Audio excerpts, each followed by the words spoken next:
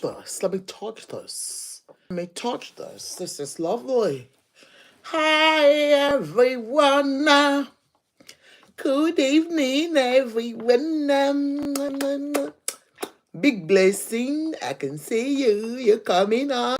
As you come on, please help me to power tap on TikTok. On Facebook, you're welcome to Prevailing Issues with Ajoke. On YouTube, you are welcome to Prevailing Issues with Ajoke. Ẹ káalẹ́ ó yẹ bá mi power tap ẹ jọ̀ọ́. Alẹ́ yìí ká ṣeré díẹ̀, eré là ń fọmọ ayò ṣe, ẹ wá bá ṣeré, oyè yín, ẹ má gbàgbé. CQ Beauty Heaven. They are doing their Easter sales. Please contact us for your lovely, lovely body products. Oh yeah. Our people, come on, our people, come on, our people. CQ Beauty Haven, it's my skin plug. So please contact them for your body beauty products. How are we all? Ẹ káàbọ̀ sórí ètò. Ẹjọ́ bá pé àwọn èèyàn ti wà o. Ní pẹ́ lálẹ́ yẹn pé ṣẹ́ wà lọ́la. We're not going to stay too long tonight. Please, as you come in, help me to share. Yeah, you're welcome to Prevailing Issues with Ajoke. Your host is Ajoke. And we are on 3 platforms tonight. My sweet, pretty omoge. When I hear that pretty omoge, I feel like I am pretty too. Allah. Ajoke is a fine girl. Oh yeah, let me give myself a round of applause. Honestly, it's good to appreciate oneself. If you don't appreciate yourself as a woman, omo. We need to be giving ourselves that vibe that you are very fine. I am a fine girl and I use gold. You're all welcome. Everybody. On YouTube, yes, you're welcome. You're on Prevailing Issues with Ajoke. And as you know, on this platform, what we do is we talk on prevailing issues in the society and prevailing issues on the social media. So, but what we do again is that we tend to learn from our whatsoever story we bring online, and we can see that the past 3 days it's been wahala on social media. But as you come, Jojo, go and get yourself a cup of tea. Mo tami, mo kuku wa, mo sempe ni. You know when a matter is more than your head, wa sempe. Wọ́n ní tí ọ̀rọ̀ yìí bá ju ọ̀rọ̀ èèyàn lọ wà á sẹ́ńpẹ́. Oko tó bá ń dóye ẹ̀ tó jókòó bàbá ẹ̀ lọ wà á sẹ́ńpẹ́. So mo sẹ́ńpẹ́ ni. Okay, má bínú. Mo kàn mú weekend off ni. Sometimes you need to spend that time, the quality time with family. And Daddy has been doing it and redoing it and redoing it. And I said, let me enjoy Daddy for the weekend. Because you will not let me enjoy my oko jeje. I disturb me.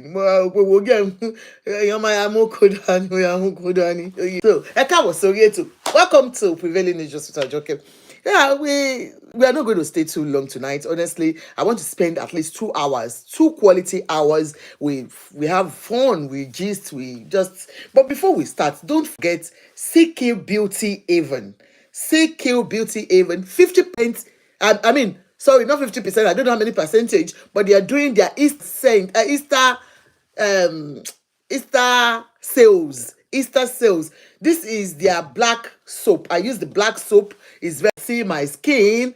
Yeah, I am glowing. Am I not? Let me know if I am glowing. Just tell me, Ajoke, you are doing well. So please contact them. Help me to power tap and share it. And it's their cream. This is Lush for black people. Do you understand? Thank you, pretty Omoge. This is for black people. It's very good for my skin. You can see you're welcome from South Africa. I love you. Thank you so much for coming. So you can see my skin glowing. I use CQ Beauty Haven. And this is their 24 carats scrub. You can see the shine even with that.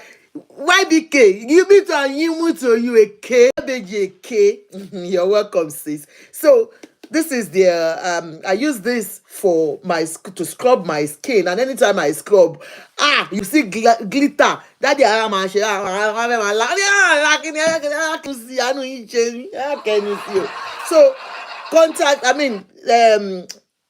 them on www.cqbeauty7.com, www.cqbeauty.com, uh, www.cqbeautyhaven.com. So for all your skin type, do you understand? If you want to be Oyibo, they have your plug. If you want to be blacky like me, black and beautiful, melanin pumping, you can call them. So you're welcome. And like I told you, we are on 3 platforms tonight. And tonight we are just going to be brief, 2 hours minimum. We first and foremost about this viral video going around.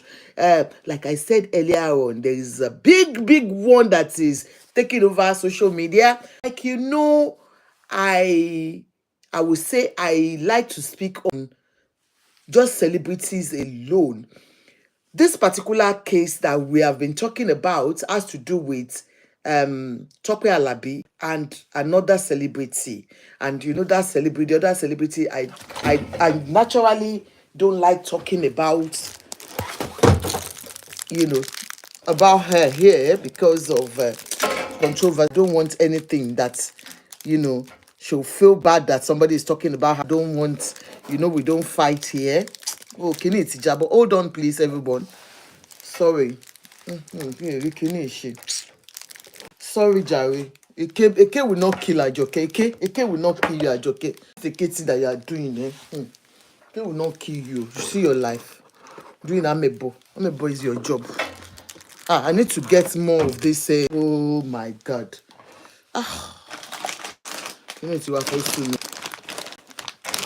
My tripod is broken and I need to. Ó má bẹ̀rẹ̀ wá sú mi jàre, kí wá ni màá fi mú wọ̀ dání. Ó dà pé lè ti dúró dáadáa padà. Oh God. Ǹdẹ̀ pé mo ti wà settled with all this tripod today. Mo ní màá bá mi get another one torí ó máa ṣe léni. Bó dẹ̀ settle wọ ló mọ̀ tó bá tún yọ. Ẹ jọ iye tí kiri dànù ìyẹn ṣe ti jábọ́ ní tiẹ̀. Àjọkẹ́.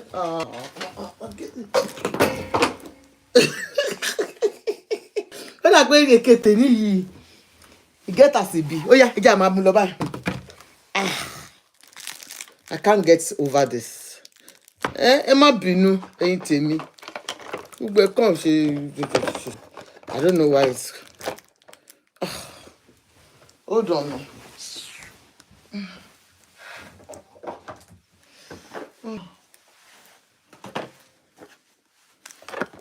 Ṣé mi ní jáde ní mọ́? Ẹ ṣáfẹ́ kí n jáde. Àwọn wo náà fẹ́ kí n jáde lé ní? Ẹ jẹ́ n jáde náà. Láti jáde fún mi láṣẹ. Popsi abẹ́ ìgbà ni. Popsi ṣà ló ní lọ. Ẹ̀yin lẹ́ni máa lọ náà. Kí ló dé tẹ̀tú wa ń ranjú mi? Má ranjú mọ́ mi mọ́. Sọ ló Mákindé. Ẹ̀yin nìkan kọ́lẹ̀ lójú. Oh gosh.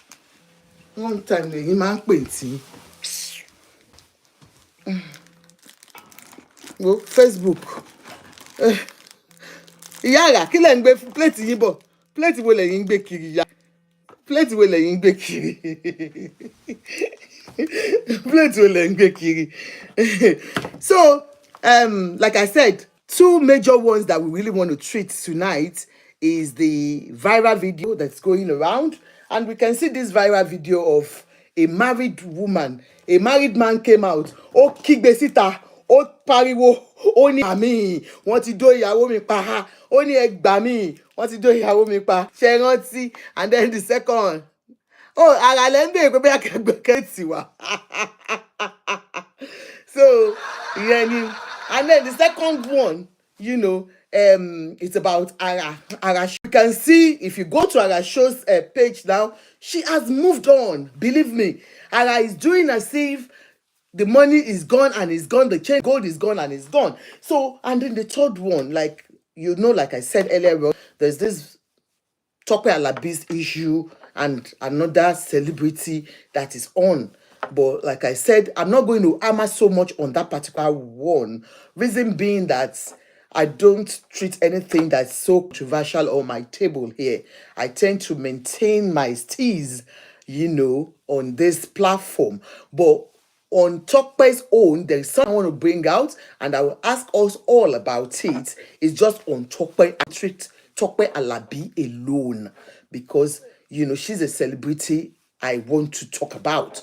I choose to talk about whatever I choose to talk about on this platform, and I just want to be very careful not to step toes. And on Tope Alabi's own, I just want your opinion on the attitude she put up in that, and that's it.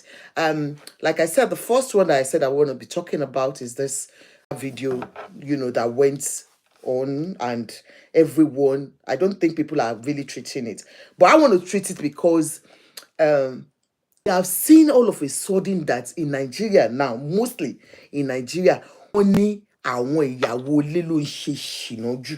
Kí ló fà á ẹ̀yin ìyàwó ilé lẹ fi lọ ń gba nǹkan níta? Ṣé àwọn dádì ò good enough mọ́ ni? Why is it now that it's so, we used to marriage so much. Marriage used to be like a sacred, thing that we don't even joke with. But now, marriage to us now is like a child's play. Some people will always say that Nigerian men made the women the way they are. They shaped the women to what they are now. So when I heard this video, this audio, I was shocked.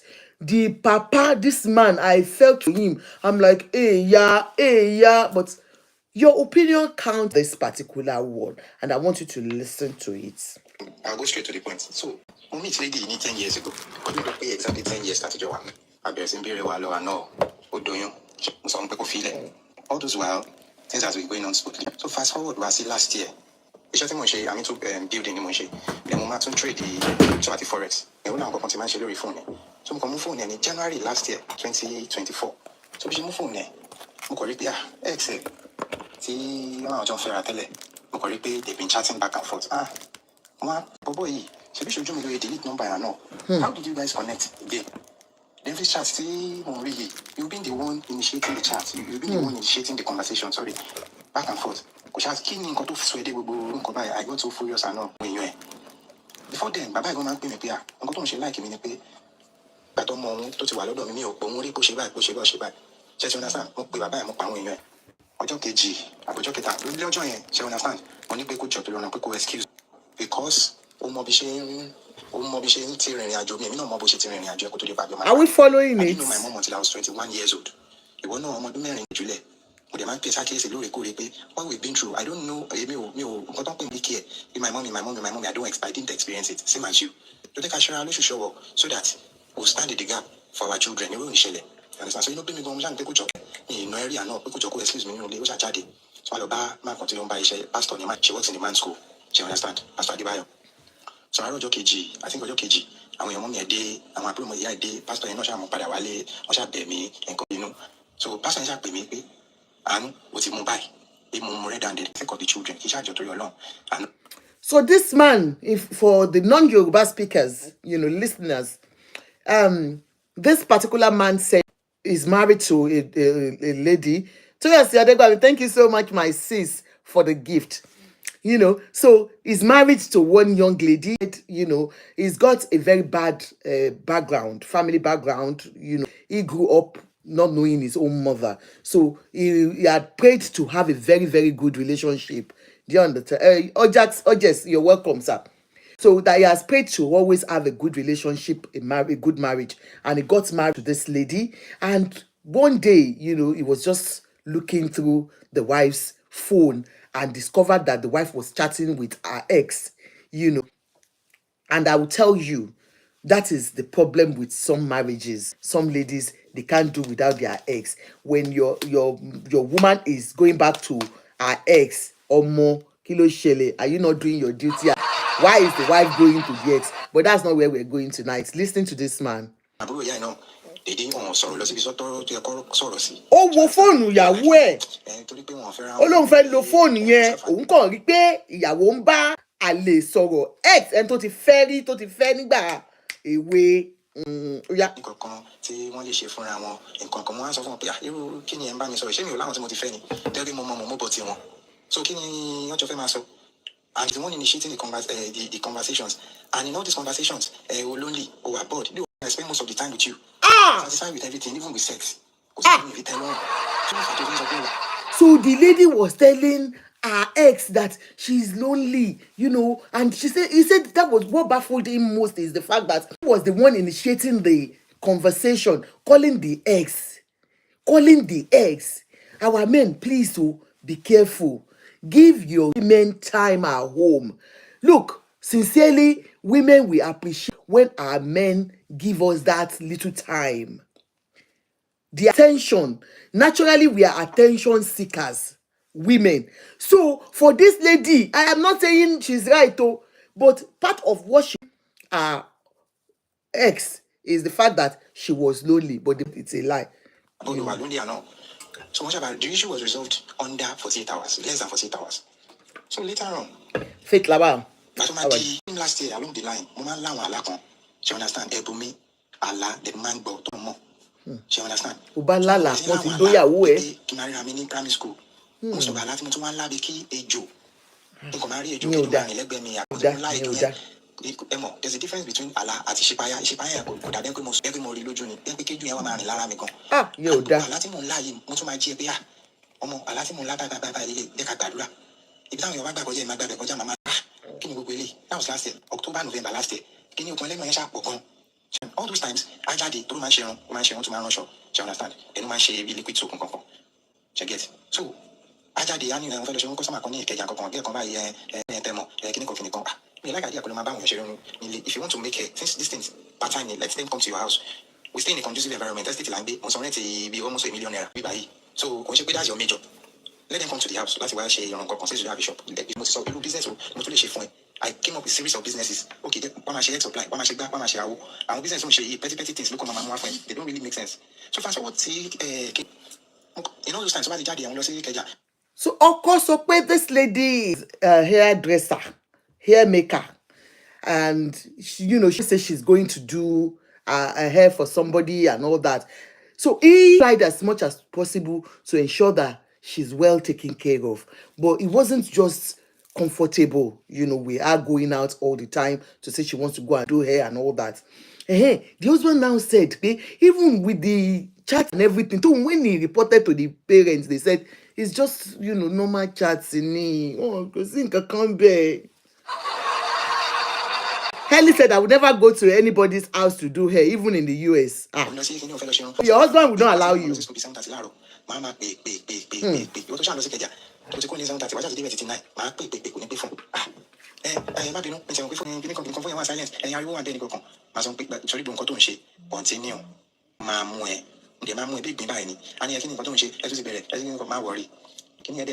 months. All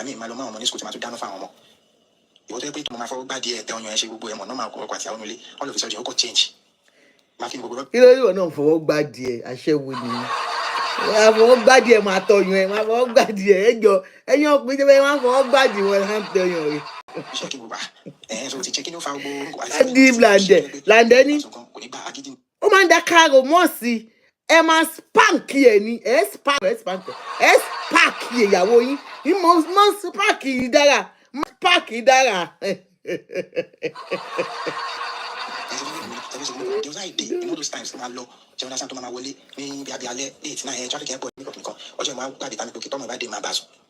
So by today, with a passion, today, and my body to use more for 10 good years. I use my body. It feels the first penetration, there's a way it feels like everything in my phone. Yeah. And there's a way it feels after the second or third round, they have the rest or whatever. It will continue after a few hours. There's a way the penetration is. We feel. If you are, oh God, because you don't understand Yoruba.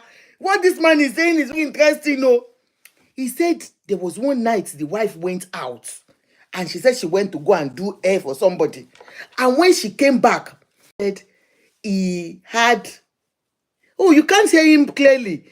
Because I think they tried to change his voice, so they made it faster. So the man said that night when she came back, one night she came back and, he wanted to show that he made love with her. And while penetrating, he said, a body that you have been used to for 10 be married, and anytime they make love, he knows how the penetration goes. It's not normally, it shouldn't be so open. Do you understand? When he was going in, he was just going in like Fourth Mainland Bridge that they are doing at the moment in Nigeria. That that mainland bridge, the last one they finished, that it just goes in. Then when he was going in, he just discovered that he just went in, damn, like somebody that is Jabosi gutter. When you say mistake to the Jabosi gutter, who call Jabosi gutter anyway? Wait, what happened? What happened, ìyàwó mi? Where did you go? Ìyàwó ti so he was now. He said he now suspected that this is somebody I have been making love for the past 10 years. And when you look ill, even our men, when they do it and they don't do it well, maybe they have gone out there, maybe you force them to come and do that night hold will not be because want to get want to yo, so it's the same thing. And men, they will always find a way. Something that normally when you to go in, it's always very tight. You need to show mobile kini. Kundus for you too. Unfortunately, this time around to even enter, the man said, bóun ṣe fẹ́ wọlé báyìí, òun kàn sí gọ́tà ni òun ní ẹ gbà mí. Where did my wife go? Directly, there was no contraction or anything. Just understand, spirit me down. Oh. 2 days, you see. Yeah, definitely. I'm going to person because I use my body for 10 years. For me, so fun. I'm confused. You just only 3 days. You can go to one so fun and already married. Can you hear now? January, February, that was last month. Because you phone invest 1 or 2 phone. She uses WhatsApp business and normal WhatsApp. She understand. She move money from my phone. What's happening on my phone? So from my phone, I think after she was on WhatsApp before the phone locked. So then she feel there. If you open WhatsApp, the status will block continue here. Damo, the status will go here. Mani, Kalili, take status will go here. She read WhatsApp page of me require password to catch us. Oh, look at that chat lock. Okay, and she was in the kitchen. Oh yeah, Toby, job. Kalili, and she chat. What do you phone tell ya? What you want? I rubbish on here. I can't even wait for a boy. I can't come. Kí ló ti fa ìjà tí wọ́n ṣe chat ojú pé kíní láíláí mi ò ní ṣe chat yẹn okay ìtọ́jú ṣé gbogbo tó ti ṣe ní last January tó àbàbẹ̀ bẹ́ẹ̀ everything kọ́ tó padà sí memory mi pé definitely gbogbo observations mi kankan àwọn àlá tí mo ń lá ọmọ yìí ti ń bẹ̀rẹ̀ ẹ̀kọrin ti ń rìn ẹ̀kọrin so it happened on the ẹ̀ tó tẹ̀sí ti tó ti wọnú kíní ẹ̀ tó ti ṣe ṣá. Tuesday man to church ní Tuesday you understand torí I'm also into music mo máa ń play in church and all. So Tuesday last Sunday kí lè máa jẹ kíní kan mi ti ẹ̀dá lóhun yóò sign language mi ti ẹ̀ fún because inú ti ń bí mi sí gan. So Tuesday yẹn bí ṣe dé láti church ó ṣáà bá mi ẹjọ mo fẹ́ bá yín sọ̀rọ̀ mi tẹ̀ dá lóhùn èyí mo bá sọ̀rọ̀ náà mo fẹ́ bá yín sọ̀rọ̀ mi dá lóhùn because mo mọ̀ pé a ti lọ cover tracks ẹ̀ delete àwọn tracks àná ní chat ẹni yẹn tí mo rí ẹni yẹn fẹ́ bá wọn ṣe admission sí now ni òun dẹ̀ fẹ́ kí gbogbo ẹ̀ bọ́ sí kó tó di pé òun máa sọ fún yín máa wò pé even my 7-year-old son kò lè sọ orúkọ.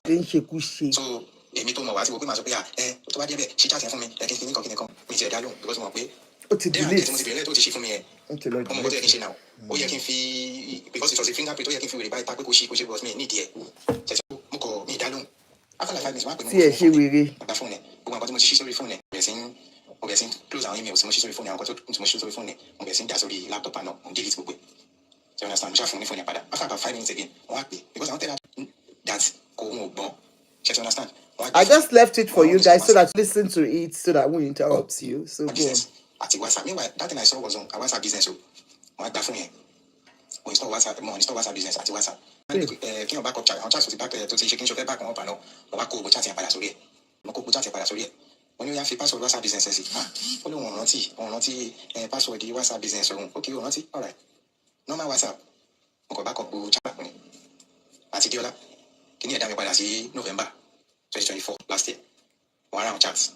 One big picture of going. Who is this guy? Only is the same guy. Two months of prefer. One only a Johnny romantic chats.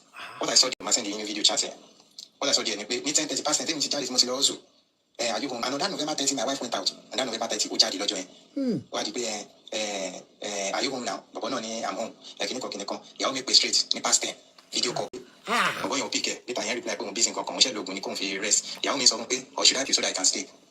Irú play olùkọ́ máa play so definitely ẹ̀sìn sex chat wọ́n á fi wọ́n ní kíní ló pa àwọn àti bọ̀bọ̀ ẹ̀fọ́ ó ní kíní kan ó ṣàbẹ̀ sí ń bẹ̀ mí ní ti yẹn tó lọ́mù tí ẹ̀yẹ́ tí mi ò fọwọ́ kàn láti 10 years because I got so furious pé tó bá pé mo ti jẹ́ story tó fún mi yẹn náà wà á wò pé no wonder ìgbà tí mo wọ́n ní láti church she was just singing I have a very big God who is always by my side nǹkan wọ́n ní wàá ṣí wá business ẹ̀ fún mi because pẹ̀lú nǹkan tí mo ti rí yìí.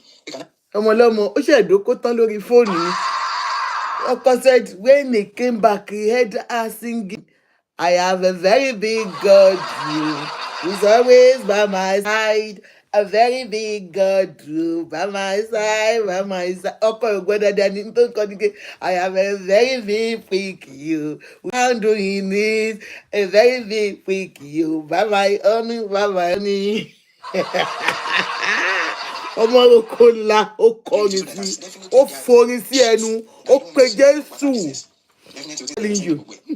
Tí o ṣàkúnlẹ̀ tó bẹ̀ sí bẹ́ẹ̀ ni kí n jọ tó lọ́rùn kí n pa òun sílé kí n má pa òun síta kí n pa òun sílé kí n má pa òun síta àwọn ọmọ wa bẹ okúnlẹ̀ bẹ́ẹ̀ sí bẹ́ẹ̀ ó ṣàpè pàdé mi kàn wọ́n pẹ́ ibo ló wà nǹkan kan mí ìwà ẹ mọ̀ ọjọ́ Sunday yẹn tí wọ́n ní kó fi mí fún ẹ mọ̀ ìrọ̀lẹ́ hang out ẹ mọ̀ men stop náà pé ọkọ̀ dọ́rọ̀ yẹn lẹ́nu àgbà mi pàdé mi kan máa pè mí láti àná sí pé ìyàwó òun ní bábábábá ó lóun ní kó fún òun fún pé mi tẹ̀ mọ́ nǹkan tí ń fẹ́ tó ń pè yẹn pé pàdé mi sọ pé ó dà pé ìyàwó ti àwọn guys yẹn mọ̀ men stop náà pé bọ̀bọ̀ báwọn náà ń sọ̀rọ̀ báyìí náà wọ́n ti ń tó ìyàwó ẹ̀ náà so pípẹ́ ìjọ tó náà tó ń béèrè tó béèrè check so bí ṣe rí kíní ẹ̀ lórí fóònù ẹ̀ that chat was from November 30 so ìmọ̀ adẹ́sìn follow up hello babe blog on say WhatsApp business mi o kíní kan ó ní báwo ni mo ṣe ṣe kíní kan okay mo ṣá ní ẹni àṣà I'm missing you ṣe rí missing you tí mo sọ báyìí bọ̀bọ̀ yẹn pé straight. Mo ní kíyàwó mi má gbé. So he now pretended as if he's the lady. Sure, you understand? So chatting with the ex or the new boyfriend or whoever that the wife was saying, I miss you, let me play with you, get foko eshere, get help condition.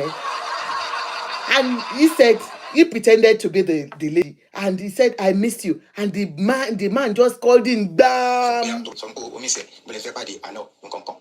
So I also send you videos of how they've been talking back and forth. See how members are already video. Phone to me. Record the video call. I will do things if you want them. So I began to chat with the guy. I'm missing you. I missed your dick. The guy was consenting to all these things. Do you understand? Not until last year. I miss your dick. Ìyàwó ẹ̀ sọ pé I miss your dick. Ó lóun miss oko olóko.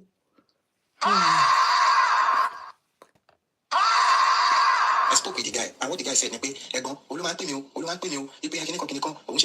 painting me black. So he confessed the boyfriend of his wife. And the wife said, please, oh, brother, it is not me, oh, it's your wife that is looking for big oko here, oh. She is saying that you are not doing it well, oh. Emiko, ìyàwó yami, oh, ẹ ṣàánú mi ẹ̀gbọ́n, ẹ ṣe mí gẹ́gẹ́, oh, ìyàwó yín ni, oh. And then I want to point out something. Is it the oko the lady is lacking, or I don't understand? Enjoy my relationship.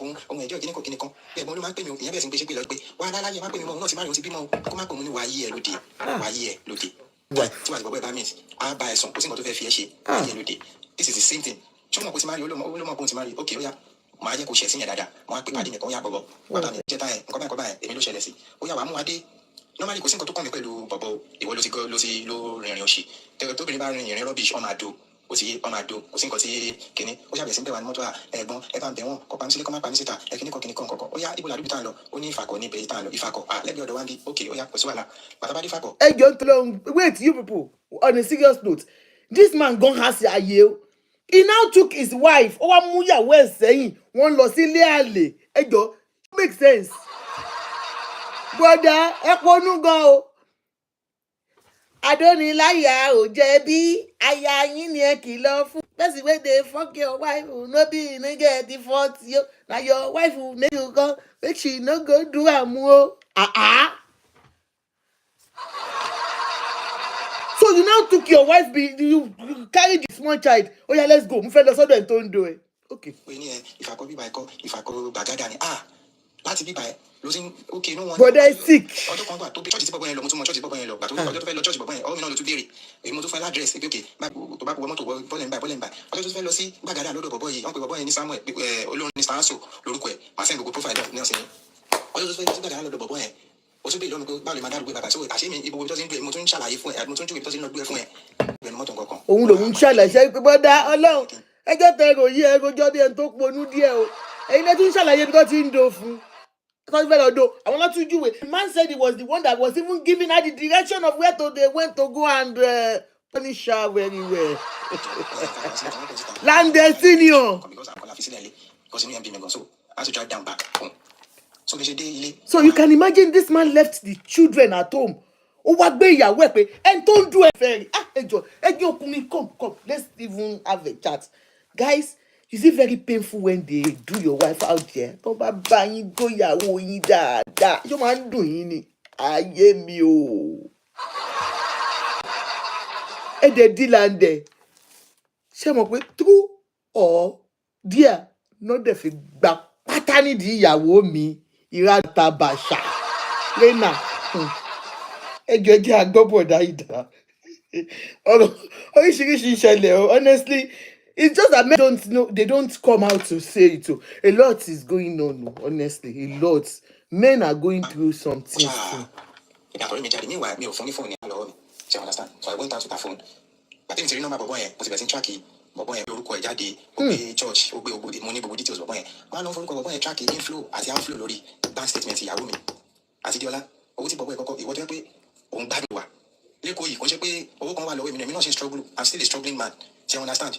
Most rent 1 million, Leko. I want me lost to at least. You want back. I told rent 1 million. Who are okay? Check it. As the dollar 5,000, 5,000 naira. How much is this how cheap? Oh my shit. Mr. Dende, MRT 5,000 péré no fi gba pátá nídìí ìyàwó ẹ. Uncle, ó máa dùn yàn lóòótọ́. 5,000 naira no fi gba pátá nídìí ìyàwó yín, Mr. Dende. He said the most annoying thing about this is that this guy, after searching through, he found out that it was only 5,000 naira. Anyway, they even paid that one. What about Lande? That his own wife, it was just true or dare of a back pattern there. 5,000. This is how cheap.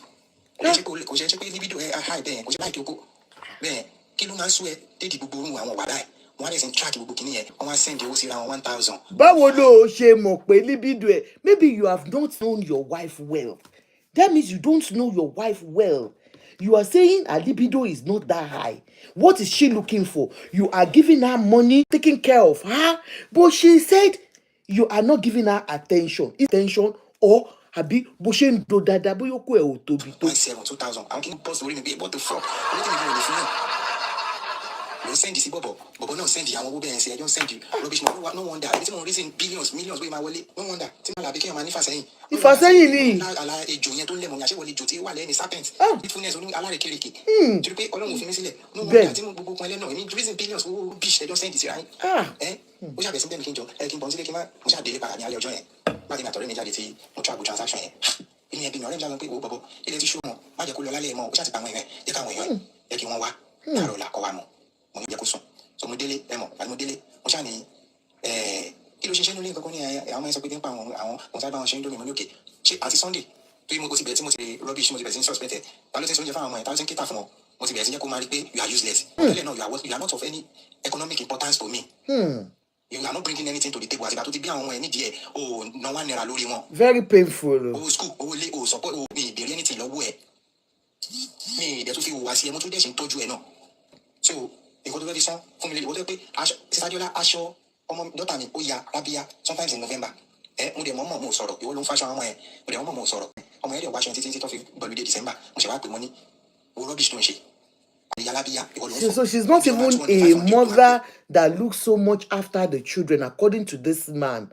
That even, you can imagine, from school, uniform, the daughter's uniform got torn. It was the husband that, he said he purposely left her just to make sure that, to let people know that this woman is useless. Who can useless?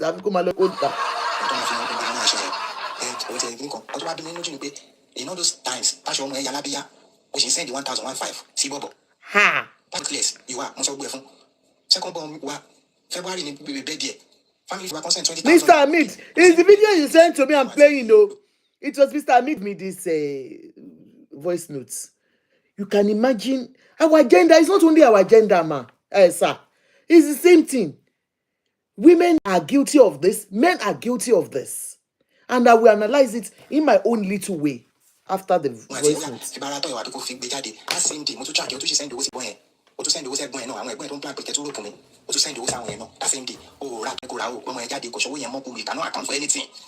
Because I remember that day, mo tún ṣe fún ẹ lówó pé ó yá gbà òde.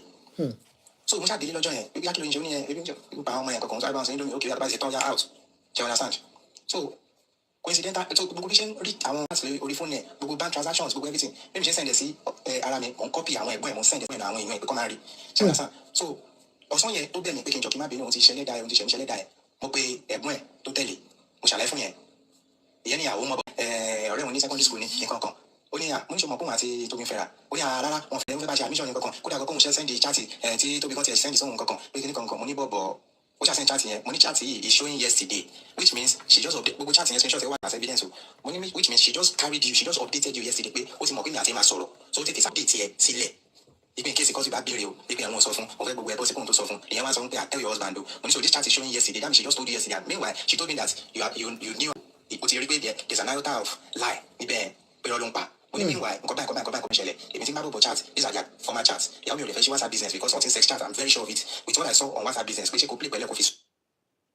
Ọ̀gá o, ẹ pẹ̀lẹ́ Mr. Dẹ̀yìndé, Mr. Dẹ̀yìndé, ẹ̀yin lẹ́gọ̀ yìí. Àwọn bọ̀ wá tánijà, màá rí mẹ́wàá, màá rí kíní kan. Later, mo ṣàgbé kan nu wọn débẹ̀ pé ìyá ẹ wá jà o, but ẹ lè pé lọ o. Nǹkan báyìí láàbùrò yín ṣe. If you need evidence, I'll send you evidence. Pé kan náà ṣe decline yẹn pé owó mọ̀ pé bọ́rọ̀ ṣe jẹ́ yẹn tó bá jẹ́ bẹ́ẹ̀ òun wà mọ́. So that they could not come. That same day, bàbá ẹ̀ pé mi tí bàbá ẹ̀ bẹ̀rẹ̀ sí para kíní kan mo ní bàbá èmi tẹ́tí máa ń sọ fún pé ẹ gbóríyìn fún mi. After 9 years, mo ṣẹ̀ṣẹ̀ wá ṣé mo pè yín rí ọ́ ní rárá torí ẹ̀ lókè mo wá ń sọ fún yín after 9 years which was last year pé mo rí nǹkan báyìí mo tún pè yín again last January o gbogbo nǹkan tí mo wá tún rí fast forward padà sí November ìgbà tí mo ṣe padà tó wá lọ track gbogbo chat mo track padà sí August so a mú ẹ ní January wọ́n wá bẹ̀rẹ̀ January happy new year ó nìyẹn aka ẹ okay January February March April May June July August after 7 months ó tún ti ra wọlé ni abẹ́sà ló máa ṣe findings ó máa pè mí padà gbàtí bàbá pè mí padà ó bẹ̀rẹ̀ sí gbé mi ṣe pẹ̀lú fóònù kíníkan long story short gbà tó dára ọjọ́ kejì níbo mo wá bá ń pé ẹ̀sà wọn sọ nǹkan táwọn ṣe fún mi ọ̀bọ̀ kan sọ pé wọ́n ti ṣàṣìṣe pé kẹyìn wá bọ́ àwọn bẹ̀bẹ̀ àwọn ti ṣàṣìṣe pé kí n jọ kí bá àwọn bẹ̀bẹ̀ mo lè sọ fún yẹn pé pẹ̀lú attitude to put lánàá yẹn àti gbogbo orúkọ báyìí gravity nǹkan tó ṣe kò ń ṣe nǹkan tó yẹ pé kíní àwọn èèyàn máa wá àwọn tèmi náà máa jókòó bó dẹ̀ wà kò lè sí nǹkan kan láàrin wa mọ́. For you to go so you know what it means kó máa kó nínú ilé mi tẹ́kọ́ tó lọ ń dún ẹ mọ́ta pé kílẹ̀ èyí títí làǹdẹ̀ tó ṣẹlẹ̀ lẹ́nu ọjọ́ mẹ́ta ìgbógbó alágbọ́ inú sister Adiola in my house nínú ilé mi ọ̀rẹ́ mi kan wà ìyàwó ẹ̀ ni mo sọ pé accommodate ẹ̀. Ó máa ṣe ẹ̀yin ò gbọ́ ni ó nítorí ti làǹdẹ̀ tá tún gbọ́ ẹnu ọjọ́ mẹ́ta yìí so this is very very recent. Do you understand? He's coming out to say his own out. Honestly, we might have a joke on it, but sincerely, when you look at it, the guy speaking is in pain. You understand? He's in pain of, a woman that has disappointed so much. Ẹgbọ́n nǹkan tó sọ, ó ní tí làǹdẹ̀ tá ṣe gbọ́ lẹ́nu ọjọ́ mẹ́ta yìí. Nítorí ẹ̀ dùn jù ni pé lábẹ́ ẹnu lémi náà ti wá ń dún ìyàwó mi. Ìyàwó has been living alone for 2 years. Ṣé máa ní pé 2 years yẹn okò òǹdó? Neighbor mi kan lókè, a married man náà, ó ń tọ́sí woman ẹ̀ tọ́kọ ẹ̀ wà UK. Èmi àti ọkọ bèbí yẹn ni ó sọ fún pé can you imagine máa yí nǹkan báyìí. Láti ẹni tó tún ní chance láti ṣe rọ́ọ̀ṣì tọ́kọ ẹ̀ wà UK o. Lẹ́kìn ní àtẹ́tùjọ gbọ́, tàbí àtẹ́ látújọ ń bú kárí kàṣẹ́ you are doing worse things. So long story short ṣá, ọjọ́ kejì, mo ṣáà àwọn ọmọ tó kún un lé, mo ṣáà lọ ń kó fún ní ìta because he was my neighbor. So one of those times wọ́n á lọ kọ́ ọ̀gẹ̀ fún. Ìṣètò àárọ̀ okay alẹ́ tó fi lọ sọ̀sọ́dọ̀ níbọ̀ mi ẹ̀ mo fún fóònù ẹ̀ ṣe understand. So àárọ̀ ọjọ́ kejì tí mo lọ fún àwọn láwọn aṣọ yẹn one of those times mi ṣáà rí ń bẹ̀ mo ní ó dàpọ̀ lọ ra nǹkan tàbí kankan mo tún wá rí fún ẹ lójú window ẹ̀mí ẹ̀ ṣáà sọ pé mú fóònù yẹn ètò ìṣe mú fóònù yẹn nìyẹn. Ìwọ gan wàhálà ẹ̀ pọ̀. There probably must have been some threats. Wàhálà ẹ̀ pọ̀. Ẹni tó bá ti ń wá wàkúwà rí ìròkèrè you too you have sent her packing she's staying with a neighbor and you went to see her there again you went to pick the phone again kí ló tún fẹ́ rí ṣe bó lóò fẹ́ mọ́ kó máa kẹ́rù ẹ̀ lọ kí ló tún wá kiri ojú ẹ̀ bá tún rí nǹkan mi.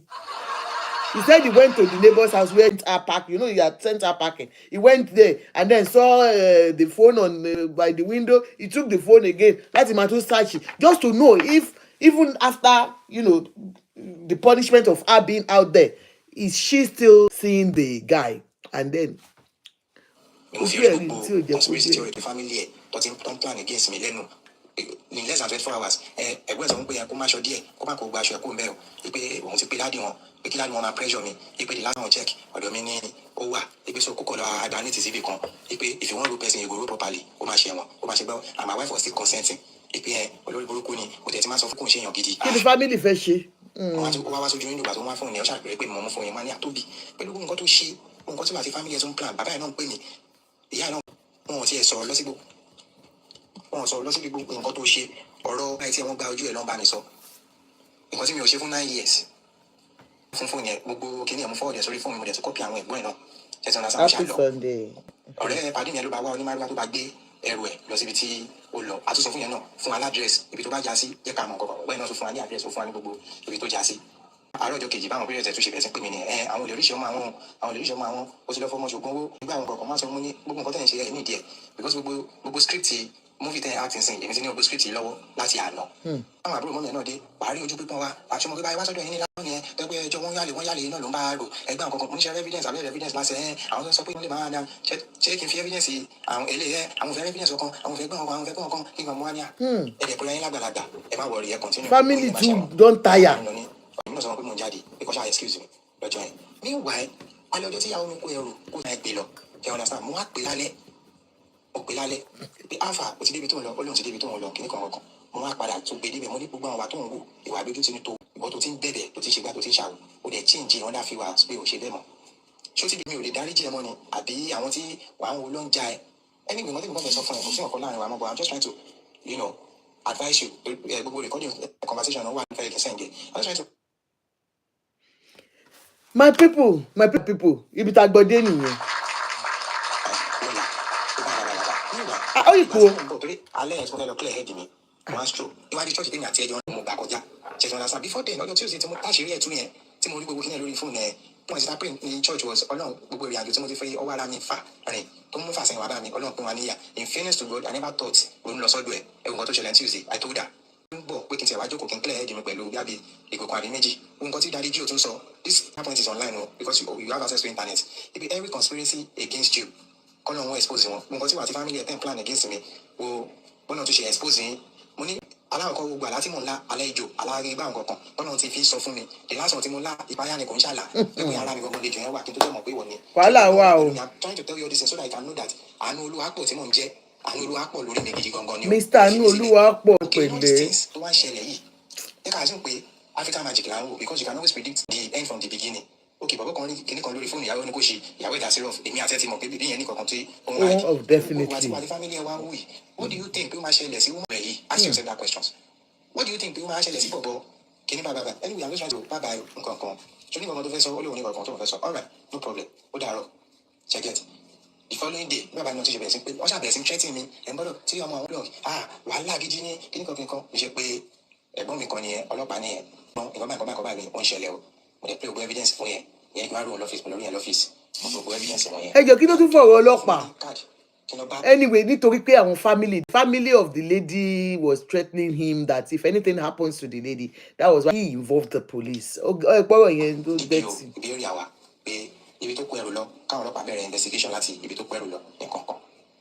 gbàtí wọn á lọ yẹn lọ ẹgbẹ́ ìpọ̀ pé ń padà pé wá ẹ tí mo sọ is my first cousin wá fún mi nọ́mbà bàbá ìyàwó ẹ ti bímọ kò yẹ kí ẹ máa lọ dípò jù báyìí bàbá fún mi ní nọ́mbà bàbá ìyàwó ẹ jẹ́ kí n bá wọn sọ̀rọ̀ ẹ̀gbọ́n mi ẹ ṣàṣe gba nọ́mbà bàbá ìyẹn ṣàpè bàbá ẹ wá nǹkan kan. there are glasses o. wọ́n ní kí n rojọ́ wọ́n ní kí n play evidence kí bàbá náà ọdún bàbá sí ọ̀rọ̀ tó wà lẹ̀ kí ni ẹ fi balẹ̀ ṣe gẹ́gẹ́ bí àgbàlagbà bàbá ní wọn kàn pẹ̀lú gbogbo nǹkan tí mo ti pé kò sí nǹkan tó kàn ọmọ òun lòún fẹ́ nǹkan kan bí ẹ ṣe ní pẹ̀lú nǹkan tẹ́ gbọ́ ohun tá lẹ gbọ́ ó lóun ọmọ òun ni ohun tá lẹ nìkejì ó lóun ọmọ òun ni ẹ̀dẹ̀ gbọ́ bọ́yẹ́ ń pàgbé wọn fẹ́ rán bọ́bọ́ ẹ lọ sẹ́wọ̀n àbí ẹ̀dẹ̀ sọ pé ọmọ ẹ lẹ́fẹ́ ẹ̀ẹ́dẹ́kùn mi ti máa fi tì í mọ́lẹ̀ bí ẹ ṣe bínú nìyẹn ìyá bá ní kọ́ wọn kọ̀ fún ẹ pé regardless of anything. fẹ́ kọ́ yẹn kọ́ fún bàbá ìyàwó ẹ̀. mo ṣàṣẹ́jú sí ẹ pé ìjọ ẹ máa kọ́ fún ẹ yà transfer padà sí eré àbíbá wọn gbé bàbá wa bàbá náà wọn ní kí n lójọ́ bẹ̀rẹ̀ everything kọ̀ọ̀kan wọn bá ló máa detain bàbá pé Princess Tikeboya, you're welcome ma. ọmọ ibi tó ń gbé kọfí á jẹ́ kí gbogbo ẹ̀ kílẹ̀ pé kò sọmọ ẹ̀ ní ọ̀dọ̀ mi wọ́n ṣáà detain ọ́ ní wọ́n máa detain mo ní kọ́ máa detain bàbá ok bàbá ẹ̀ máa gbé 10 o'clock láàárọ̀ la ẹ̀yìn àtòyè ọmọ yín rìpọ́tì sí ibi bàbá lóun ti gbọ́ wọ́n fi bàbá lẹ̀ àti diola ọjọ́ kejì 10 o'clock báwọn bábí o ṣe pè mí yẹn pé àwọ̀ ẹ̀ o ti wà station ìyàwó mi ti wà station bàbá ń kọ́ ní bàbá òyọjú so ìṣàn ṣàbẹ̀rẹ̀ lọ́wọ́ ẹ̀ báwo ló ṣe mọ̀ fọ́rọ̀ sí decision yóò ṣàṣọ kábàkábà ọ̀rọ̀ ṣàdéwájú dp òkè yóò bá bèèrè pé is this man a woman beater ó nínú. I'm on Facebook, Princess. I'm on Facebook. Is the place conducive? Only yes. KKB, you're welcome. And it does not be true. So what is the problem? Anyway, all of them that's your infidelity or conspiracy. Ẹ̀gbọ́n mi ẹ̀ náà wà bẹ̀ nǹkan kan bá bàbá wọ́n ṣàbẹ̀ sí bẹ̀bẹ̀ yẹn aṣáàdúpẹ́ ọlọ́run ti rí ẹni mo ṣàtọ̀ báwọn ọlọ́pàá pé I want to charge you to court. You understand? Pé àwọn ọlọ́pàá ṣàbẹ̀ pé wò bó ti bímọ fún mi mo ní tóun bá wò kóun ti bímọ fún mi kò ní gbé àgbèsè yẹn before kẹ́dẹ̀ tó act ẹ̀ ọlọ́run ti tún gbà ṣe rí I plead it to you and you still went ahead lọ ṣe nǹkan bí àwọn pé yẹn tún ṣe ń pè mí tẹ́gbẹ́ mo dẹ̀ tún sọ fún pé mo ti ní script lọ́wọ́ that's the way you want to go to any extent. It's infidelity, Princess Tikeboya. This man just narrated his own story to us. That's the story now. He caught his wife cheating, and that's the way he's going about it. So that's just So I want to press charges. You understand? Back and watch. You know these things. She don't. So bad. Now already a week and 2 or 3 weeks now. Okay, who are school? I'm not denying access to your children. All this evidence, your children will see it in future. You understand? Let me know. You understand? I will arrange the meeting and everything. It's on Niger Styles now, before then, our family friends, and party. It's not on the main page. No wonder. Yeah, it is. It is. Yeah.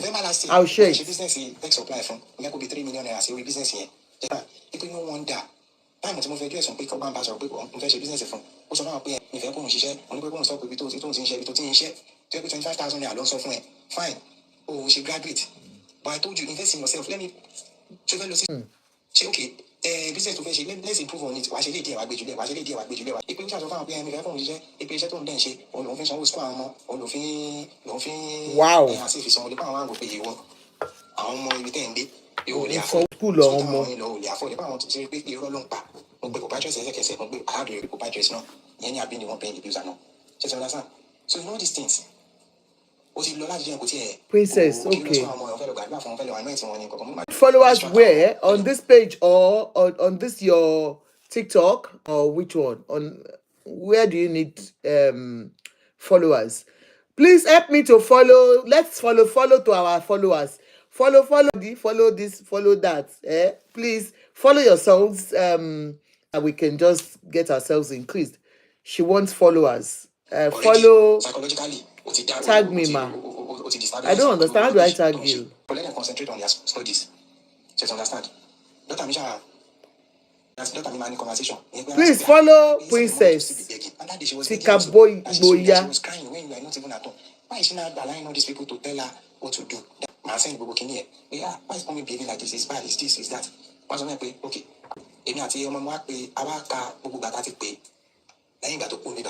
Just understand? Because my son, let me call your mommy so that you guys will talk to 150 Tope call.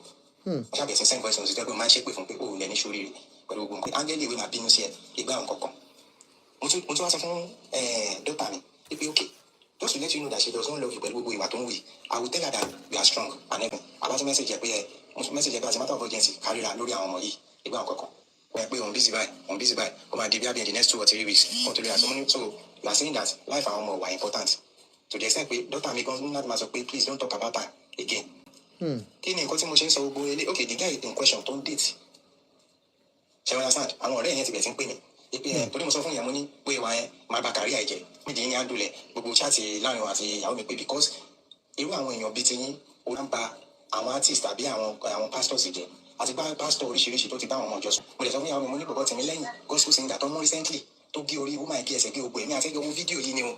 Èwo náà tún ṣì ń gbéra ẹ lọ. No wonder this is the guy tó sọ pé ọ̀rẹ́ ẹ̀gbọ́n ẹ̀ wà tí gbogbo ìtẹ̀jọ́ lọ secondary school àbọ̀wọ̀n ìtẹ̀jọ́ tí wọ́n kọrin ó ti ń ṣe kíní kan so ìwà olè. Gospel sing tó ń dóyàwó ẹ̀ o. Gospel singer. Princess, thank you. Kò lè sẹ́ǹtì pé àwọn ọ̀rẹ́ ìpínlẹ̀ yẹn láti máa pè mí pé àgbà bàbá pé nǹkan tí ìyàwó mi ń sọ ni pé mo máa treat òun nínú ilé. DP ó lẹ́bẹ̀ẹ́ lọ́wọ́ ẹ̀ pé this guy ma treating you said no.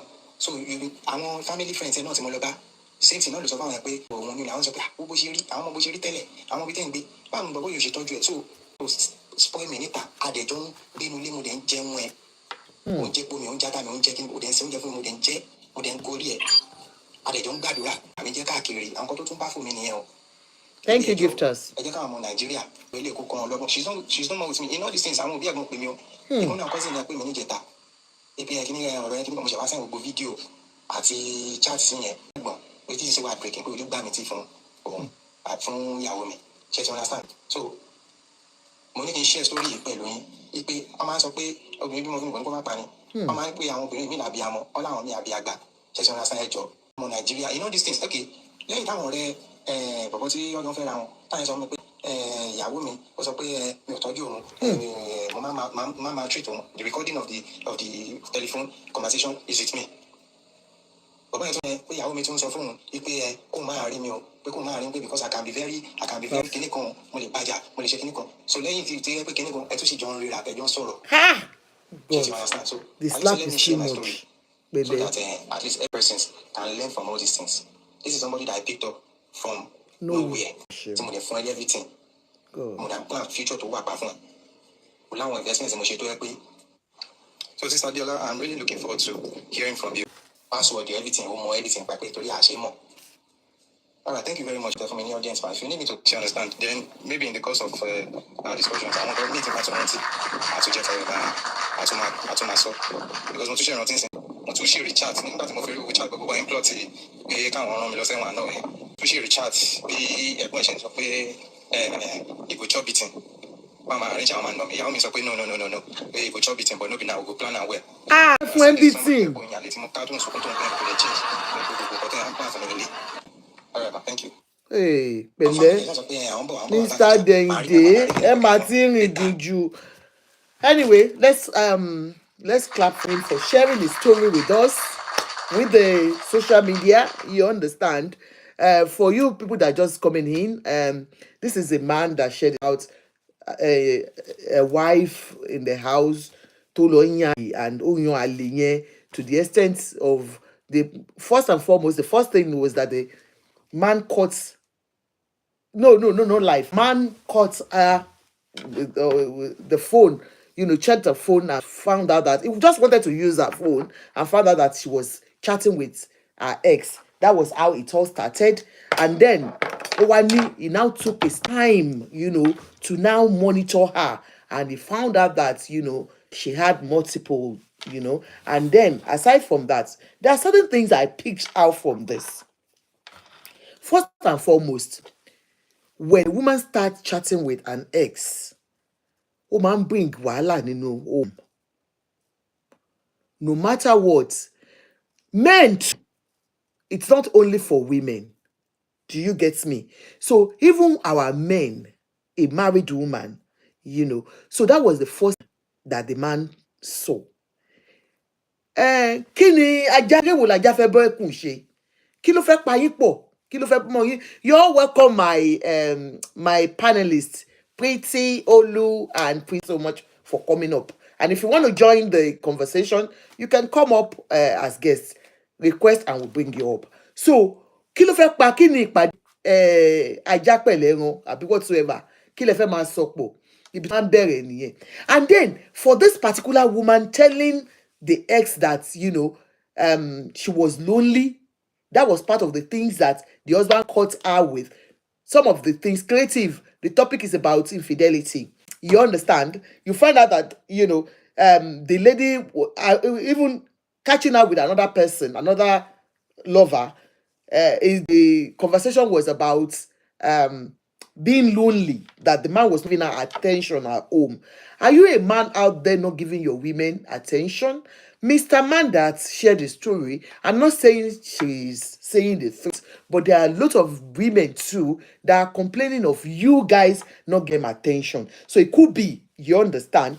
And then there is another thing. For her to be going to different men and be doing it and be doing, I'm just worried about your manhood. Are you not? And you are saying that, she doesn't have that so much, the libido is not that high. Where is she? Why is she always getting to see, she always looking for it outside? She could be, pretending to you. You said you picked from nowhere. Is there love? Was there love between yourselves when you met her? Was the relationship based on love, or was it just pity part of relationship? Did you marry her out of pity, or did she marry you out of pity? What happened? And then you said you gave her money to do business. At the end of the day, she's still getting little money from outside. And for her to be telling her ex, that you're not taking care of her at home. And even when she was caught, she was telling people that she was the one paying for school fees. Maybe that's a lie, because you said she couldn't even say it when you confronted her. And another thing, like family, why were they so much against you? Like you said, initially they supported you, they apologized, but after that they said, oh, why you did this to me last one that one? No, one do ya any, and they, so it seems pé ó ti sú wọn gan pé like this, you are like wọ́n gan wàhálà ẹ ti pọ̀ jù, kí ló ń wá gan nínú fóònù ìyàwó ẹ all the time. Wọ́n dóyè pretty nǹkan tó sọ nìyẹn, abẹ́ ẹ̀gbọ́n ni mo nǹkan ẹ̀ káàbọ̀ mà. So they got tired of you and all that. And then a woman putting password, if it is not something you have been doing together. Some of our women, I've spoken to so many of them before, and the essence of them locking their phone is because the men too are locking their phone. Now, when you can lock your own, why can't I lock my own? What only lock your phone? Why will I leave mine open? So if we are operating, an open phone, that's fine. If you are locking yours, I can as well lock mine too. So for this particular one, I don't understand. Maybe you guys can it. I am a small girl in that matter. And then, the guy, and you will see the ego of a man. You will see that men, it's not very easy for them when they find out that the women are cheating. They think they have the cheats and they can cheat very well. You understand? But when a woman's cheating, oh lè gbà sára, ó máa ń dùn. Gbọ́ bó ṣe ń sọ̀rọ̀ ni, he was talking in pain. The pain was, I want 1,000 dóyàwó mi, 1,500 dóyàwó mi. You will see the pain in his voice, You can feel the pain in the voice. 1,000, 5,000 orílẹ̀ ayé. And then for the man, ó tún wá gbéyàwó sẹ́yìn, ó fẹ́ lọ bá ẹ dó, ó fẹ́ lọ wò ó pé, let me see, does he have a bigger one than me or what? So, though it might sound funny, but for her to, so it's so much. And fún gbogbo nǹkan tá à ń sọ yìí náà, kí ni mo tún rí? Then you will see, even after the problem, when she left the home, she left with even not even looking back for the children. You could see that she was tired of the relationship already, because she was planning with her family to put the man in trouble. You understand? So for her to have done that, that's why I said, is it relationship based on love, or she was already tired of the relationship herself and she was looking for a way out?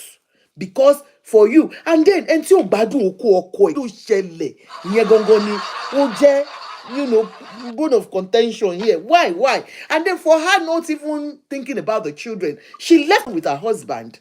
So for some of us women, I'm amazed that even tí wà tọkọ bá jà, wèrè ọlọ́mọ ni mo mobìnrin sí, for a woman to leave the children and not even look back.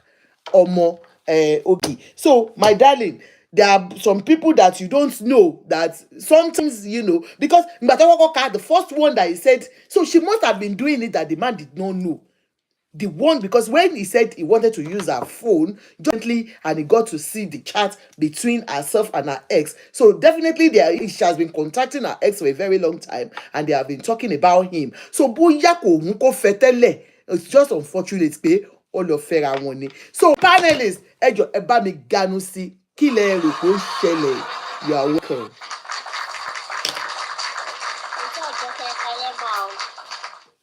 Ẹ káalẹ́ ma. Good evening, everyone. Good morning. Pretty. Yes, ma.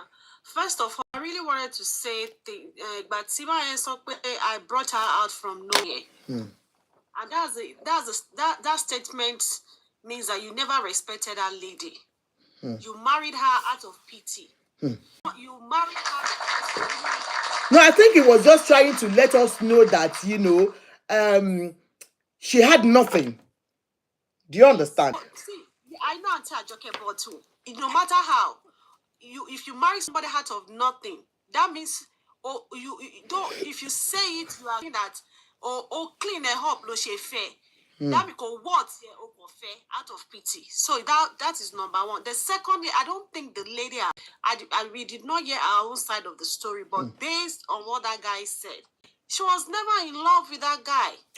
She was for her because Otiwa Eliju, but it was after 10 years so before they started. Okay, no matter if you love your husband, you will love your children. If I leave that marriage because but if I have my children, I will not leave my children like that. That means that lady has, apart from being cheat, she's a mean mother. She's not a good mother. I'm telling you. You are leaving your children, your hate children to a man. What if another woman say, you have made a mistake? Yes, you can hold up to your mistake. But don't allow you to go through your mistake. Don't let them suffer for that mistake. So, but what allow that no ni man you got to rojo ju e bo se to less. Otiwa do me. Only when he wanted to penetrate, penetrate in it. That's why I said I am not supporting the wife, the ex-wife or the wife. No. And then second, our parent lady and take Aragbela ma rally aye. Then you ba she auntie and come marry in Texas land no. Ó ti wá sámíkà wọn àti ìyàwó ẹ̀ lọ́jọ́ decide pé kó fakata ṣe paper. Àwọn ẹbí ìyàwó yẹn tó wà Naija wọn lọ da marriage yẹn rú. Jẹ́ pé lady yẹn kàn file for divorce yẹ ẹ̀dẹ̀ threat ẹ fẹ́ ba life guy jẹ́. Gbà tí wọ́n finalize the divorce àǹtí òun ní paper bọ̀bọ̀ yẹn jáde. Wow. Now ìyá àti bàbá tó ní ò gbọ́dọ̀ fẹ́ ọmọ àwọn wọ́n ti kú sí ọmọ wa wà single lọ́mọ kan lọ́wọ́ sí. Oh God. So àwọn bàbá àti ìyá yẹn ọmọ tó ṣèrànù tó bá tiẹ̀ sọ́pọ̀ ọkùnrin yẹn jó ní ìṣekúṣe àmì tó rojọ́ àbí ó níwà kan tọkùnrin yẹn ní lọ́wọ́ for the fact pé ọmọ yẹn ṣe ìṣekúṣe ó tún lé ẹlòmíì ẹni tó ṣe ìṣekúṣe wọn ò ní fẹ́ ọmọ yẹn as a parent tí ọkọ àti ìyàwó bá jà a máa ń léyàwó bọ́ títa ká bá ọkọ orílẹ̀ lójú ìyàwó ẹ̀. So àwọn òbí yẹn gan wọn ṣe òbí gidi dem sorry that lady fún ara ẹ̀ kò ń ṣe tó lè súnmọ́ for the fact pé tiẹ̀ fún àwọn ọmọ yẹn lẹ̀ that's just my whole point. Yeah. Thank you very much. Even that one is good. Sort of penetration yẹn. Question for àwọn tó dàgbà ẹjọ́ nítorí ọ̀nà ṣé tí tó tóbi tó bá ṣe bí àbí mọ kí ni ẹ̀ dẹ̀ ń padà lọ sí ọkọ dẹ̀ ń padà enjoy. Ṣé tí ọkùnrin mi bá wọ it's just a mindset. Àmọ́yá aláṣẹ́wó tó máa lọ ṣaṣẹ́ it's just a mindset. 100. I give you a clap for that. That doesn't. I don't know. Maybe men will have another perspective about it. Maybe they have and tell us about it because they are the one entering. You understand? So they might want to tell us about it. Men in the house, let us know if a woman has just done something and cleaned up. If you want to go in the second time, or how does he enter? So, who is to share to speak on this? Mrs. Moyonkola. What are the princess new? Ain't new? Princess TKL. Ekalema. Good evening, everyone. You're welcome, ma. During God's fire, the woman made a great mistake. Okay, I'm ọkọ àti ìyàwó tó máa ní cheating problem in their marriage that it will settled. Both parents will be involved. Please give me 1 minute, 5 minutes. I want to go and make myself a cup of tea. Follow. Please, everybody, follow yourselves, please. Yeah, go on, ma. Yeah. So, family, your colleague ever back but the woman's family can come over. Maybe her uncle, her mother, some of her siblings, and they will settle it. But multiple partners in marriage, then what are you doing in that marriage? Kuku divorce, if I say for lack of financial support from the husband most women cheat because ọkọ wọn ò ní owó. Ọmọ wò pé eléyẹyẹ kan tó ń tọ́jú mi yìí ó máa fi owó ẹ̀ máa tọ́jú àwọn ọmọ mi, máa fi owó ẹ̀ máa fi maintain ara mi náà as obìnrin. But you having multiple partner, it doesn't make sense. Okay, ó ṣe nìyẹn o. Oh, were remorseful. You left. What happened to your children? Most obìnrin ò kí fọmọ ẹ̀ lẹ̀. Kẹtọ́rọ́ obìnrin tó máa kó máa fọmọ ẹ̀ lẹ̀. No. Women don't play with their children. Tí bá lọ sọ́jà lásán pé mo lọ ra nǹkan bí máa fi délé, Mama, missing you, I've been crying because you stay too long in the market. Wọ́n ní kí ni ọjà mo lọ. Kí wá lọ. Without looking back on my children, I'm sorry, I'm not such mother. What she did could make sense, Rara. And concerning the enlargement of our pekus, ìyẹn kò sí point in bẹ́ẹ̀. It's a thing of the mind, like Mommy Priest said. It's a thing of the mind. So ìyẹn Arabu ló fi yẹn ṣe. Maybe the husband thing is a little bit tiny, I don't know. And the woman is a type then pé ó ti ó lẹ́kì tó wà bíga. So I think tó bá jẹ́ ẹ̀ náà ni ó lè jẹ́. I don't know. It's a stupid excuse anyway. I don't want to even polish a mistake that ó lọ ṣe torí pé ọkọ ẹ̀ ò wà okay. No, I don't want to say that. I will not support that. If it's one person tọ́kọ ò tọ́jú ẹ̀ tí kò ṣe business fún, tí kò fún lówó, tí kò sanwó school fees, tí kò ṣe anything, but your husband is doing that. Excuse Oloni, àwọn tó ń cheat in marriage, they are doing it because of lack of money. I have friends that do that. Èèyàn kan péré dẹ̀ lẹ́ni tó ti mọ̀ kó tó marry rárá ni ló ń tọ́jú ẹ̀, and that person is American. Ẹni ẹ ló sanwó school fees àwọn ọmọ ẹ̀, ọkọ go mọ̀ pé ó ń gbowó school fees níbò mi. That person just wants her to be okay. Ó kàn fẹ́ kó wà okay ni. Táwọn ọmọ ẹ bá nídìí ẹni tí bá náà kíní kan, ẹni ẹ ló máa send owó sí ra provision. Bí mo fẹ́ níyẹn o, ó ń bá ọkọ ẹ̀ tọ́jú but ó sì máa fi style. A ti kọ́kọ́ lọ san school fees àwọn ọmọ yẹn. Ọkọ dẹ̀rẹ́ kélekèlé ló máa sanwó school. Ìyàwó máa ti san á ní kí àwọn school máa mú receipt wá. Later, tọkọ bá ṣe wá san, á ṣe wá gba receipt. Ṣé mo God forgive me o, ṣé mo pé yẹn wà justifiable. Ń pé okay o, ìṣẹ́ ló jẹ́ kó lọ tó ṣe. Ẹni tó dẹ̀ ti mọ̀ rárá before ọkọ ẹ̀ ni.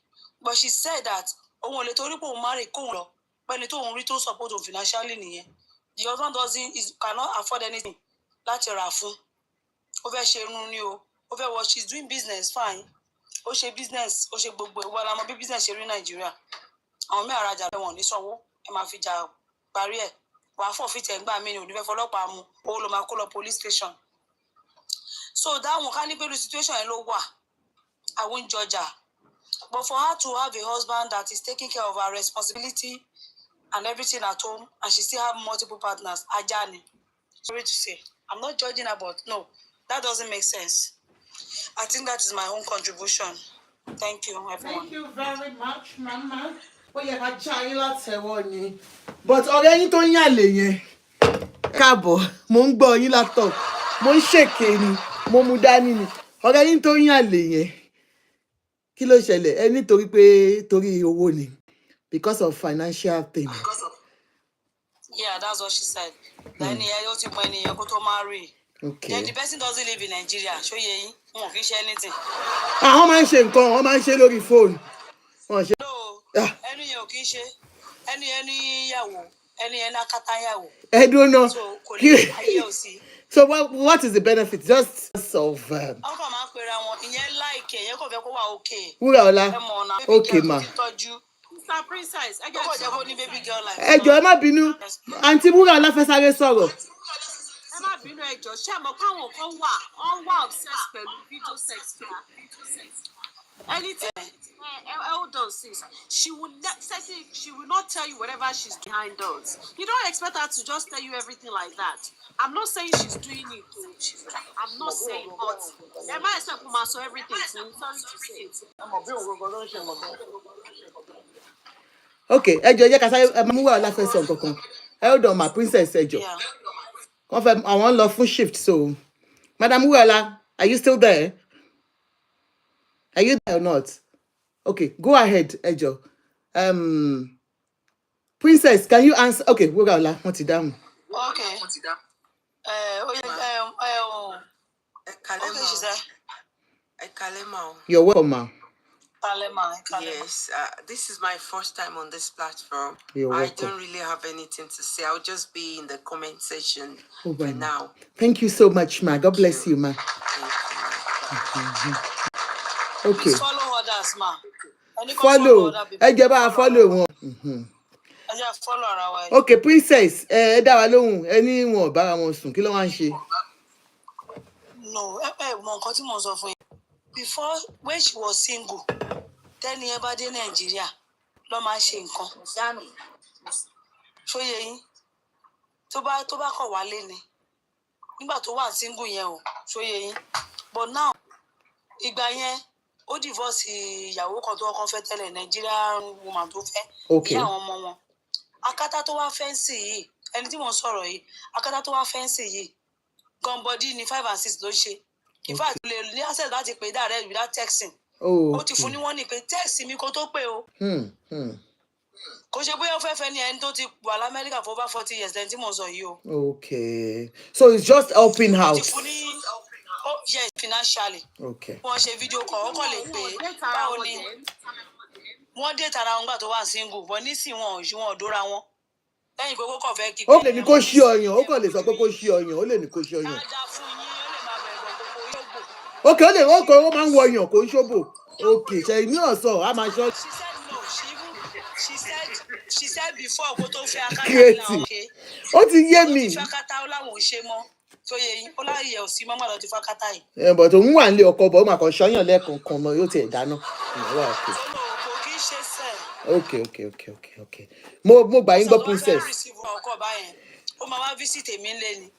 Ṣé mo pé ó lè máa ṣe kọ́kọ́ lọ já family ọkọ̀ já wọlé. Ó kò ní tó. lágbáyà lóun fẹ́ bóun sọ̀rọ̀ lénìí. Ó máa kúrò ní vicinity ilé ẹ̀ láti wá receive call. Torí pé yẹn máa ní I will call you Nigeria 1 p.m. tomorrow. Ẹ máa ganu sínsìn. Ó máa wá excuse lọ bí kò lè lọ sọ́dọ̀ mom sí ẹ̀. Nigeria ẹni tí everybody mọ̀ family ẹ̀ mọ́mí ẹ̀ mọ ẹni yẹn. Okay. Owó tó máa rí ẹni yẹn ti help wọn. Ó ti máa help wọn. So listen, kò sí dídó. Okay. But isn't that emotional cheating too? Because let's be honest, if you have to go to a friend's house, and I'm not trying to judge, to pick a call that you can't pick around your in-laws or pick around your husband or your boyfriend, does that sound okay? Because let's invest as obìnrin. Tó bá jẹ́ ọkọ àbí boyfriend ẹ̀ ló ń jáde lọ gbé call conform that they have done sexual things. I don't think we will. Like me personally, I can't speak for all women. Kò ṣe lójú ẹ̀ now. You don't understand. That is somebody I that understand that she's before the marriage.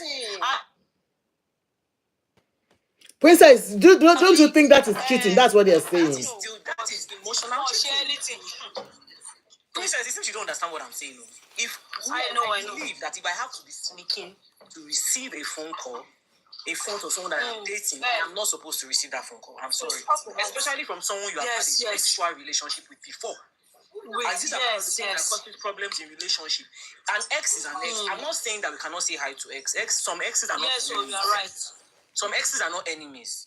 But keep boundary you are, because if it's my own man that is speaking to an ex that they've had sex and you are going to your friend's house to go and pick the call, there will be problem. So I will give him that respect and I will expect him to give me that respect too. Thank you.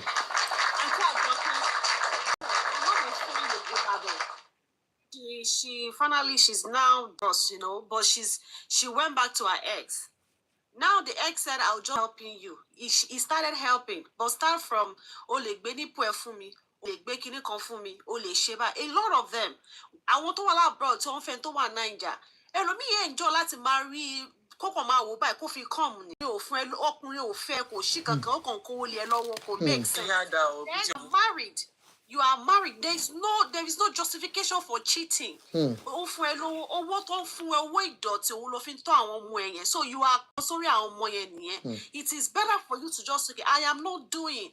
There are some things that my man be a long adabit mobile shape. Show me a lesson adabito mobile cheatery. So we shouldn't even think it has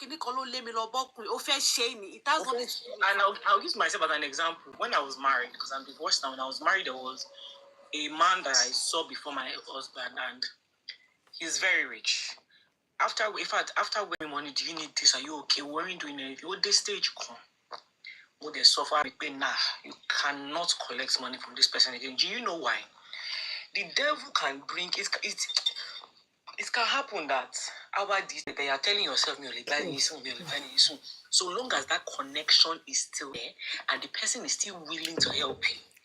Talk about any problem, forget the suffer.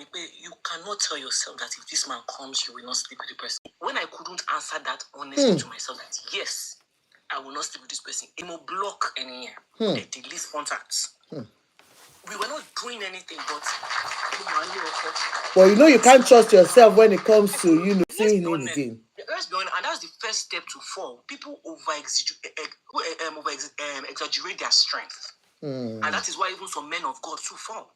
And I tell them, you are first a man before you are a man of God. Well, of course. You have a penis. It is better.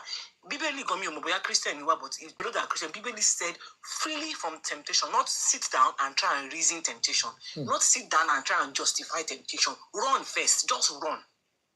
Run. When you now get to a place of safety, you cannot be thinking, thank God I did not fall for temptation. No. In Badem, I need by 500,000 naira. I was still in Nigeria there by 1 million, by 2 million. Come on. You now think you will have a problem. Let's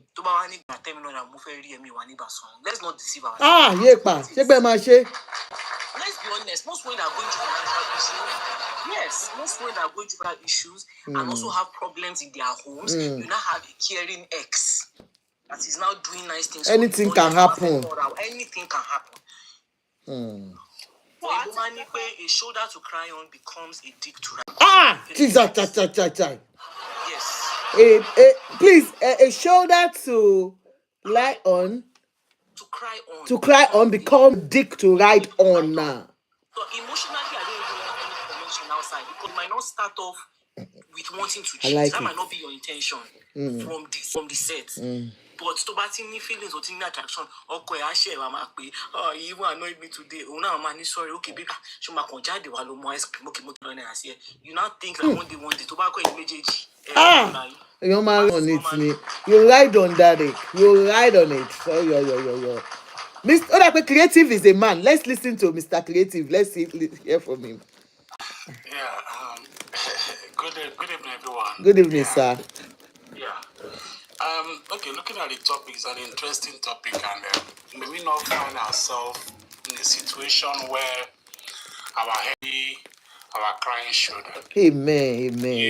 The fact remains that when you connect with your ex, even if you want to be on a neutral level, the feelings that connected you then will lead you to something else, because that ex has seen probably your nude, your everything before. So even if you are discussing or probably you want to something emotional, you will still feel free with the ex. And whatever you are doing with the person, you will not see it like something that is hard. Because you have done it before. The first, God bless you. Yeah, it was one ex. So you will just be free with him or her. So in my own opinion, that kind of ex, if you really want to help the lady, all you just need to do is, okay, Kilo Leshe, what can you do? If I don't want to have it to do with you, so that I will not destroy your home or probably have another thing to do with you. If I have the means, okay, what can I do to set you up? So that when I set you up, you can help your own family. So what I'm going to do, okay, I can sell, I can do this and that. Timbale raise the money for 5 million, 2 million, or 3 million. Okay, move for a bit loan.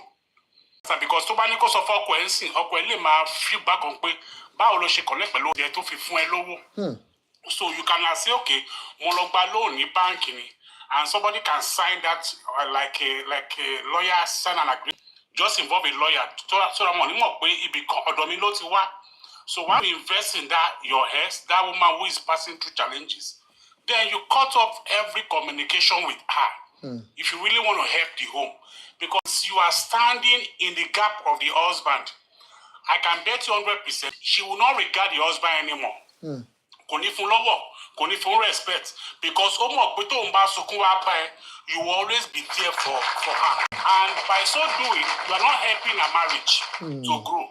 Even you yourself, you're not helping yourself because ibi fine go. That old talk will one day because gist, let my gist. And from there, for old time's sake. Ooh, for old time's sake. is always falling by what she hears and the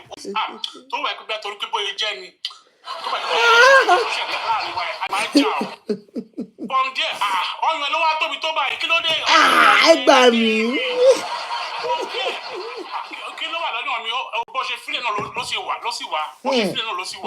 he will show from there. Thank you. From pátá wo ló ń red ló wọ̀ lẹ́ni ni àbí brown ló wọ̀. Before you know, the man has blood running in his vein. Ó máa jọ́kọ̀ akọ̀lọ́ sí ntọ́lẹ̀ ní ìdíyà pè mí àwọn jẹ́ ká ṣe sopi díẹ̀. Hey, nobody sopi, èmi náà ń ṣe sopi. And that man 100% ó sure 1 million times sure tó bá dé ìjàlẹ̀ ni ó máa lá píópíó.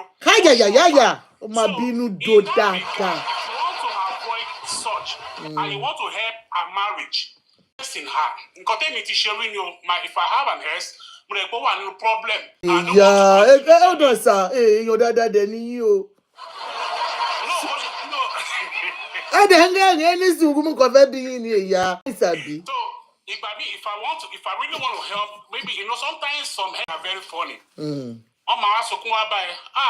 Mo go through a lot, talk on me, treat me that I did that, blah, blah, blah, blah, blah, blah. And you really want to help because you don't want to come in between the marriage. All you just need to do is that, okay, kilo feshe, kilo nshe,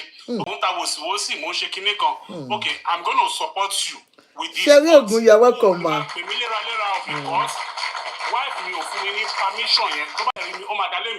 So if I respect my own home, I'm going to honor your own home the same way by not scattering your home. Now, on the issue of privacy, unlock your phone. Good. The truth of the matter is, I don't know how we want to do it. Men will always be men. They will always be locking their phone. Because sometimes you may want to be faithful.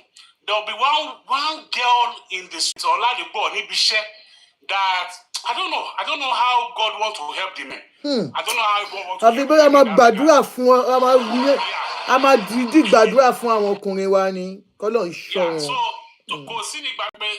You might be having that kind of conversation and you want to try to be, okay, the spirit is willing, but the flesh is weak. So in that regard, explain evidence there. Because you go explain no evidence. Evidence there. But for woman as well, the only place I see the society is that the society is not fair to the women. God in the sense that when a man cheats, we say it is the man's word to cheat. But when a woman cheats, we say, that's a taboo. God bless you. You are such a nice man. I like you are the best here. I like you. You are just saying, go on.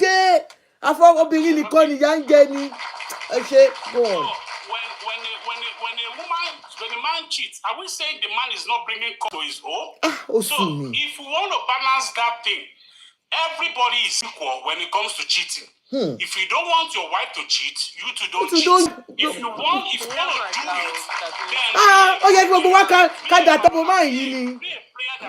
Toba leave traces. Then another thing, which is very weakling, is that once they see the woman outside, abandon responsibility you start focusing on the one outside, thereby leaving a traces of suspicion for the woman to say, so if be a player, be a full player, in the sense that when you are taking care of the one outside, make sure that the one at home does not suffer neglect. Okay. She doesn't suffer neglect and she doesn't see any traces. But don't do it, don't dare the game. So that's what I will say for now. Thank you very much.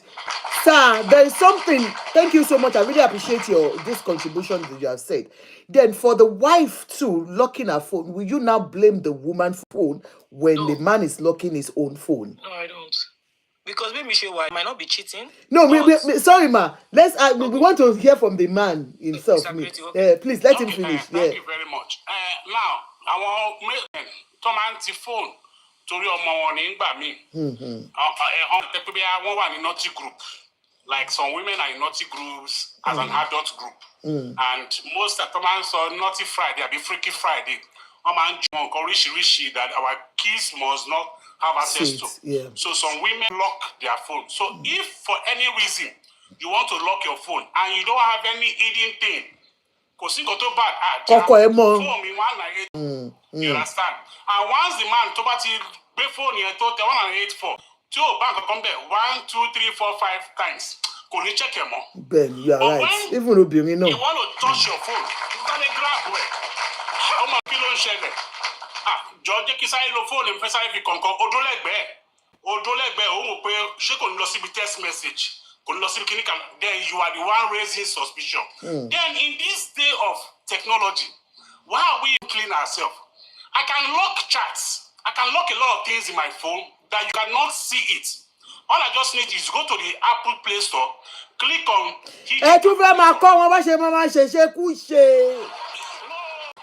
Mr. Creative. There are some people, nature, faithful.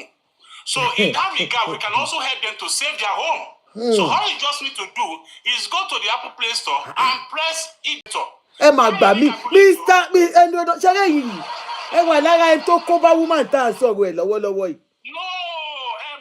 the point. The other side. But the thing is, we are talking reality. Okay. Reality. Things are happening. Okay. There are some people, nature will not allow them to be faithful. Okay. They may not have that grace to be faithful. Okay. Let us accept that's the reality. So I'm only saying that for you to avoid the unbecoming of becoming, just go to your Play Store. Yeah, but it's for the both, so men and women. Now you are teaching, you know. Okay, okay. Pàtàkì fún wọn. Ṣé lọ. You know that's a bit. So Play Store, you see what we call hidden calculator. So once you click on that hidden calculator, the about to install it. Hide the apps. If anybody go through. In fact, you can go to your phone and duplicate your WhatsApp. You will have 2 WhatsApp. One WhatsApp for Shino, one for Jenny. So yeah, Mr. Oluolu, can you start all over again, please? I get No,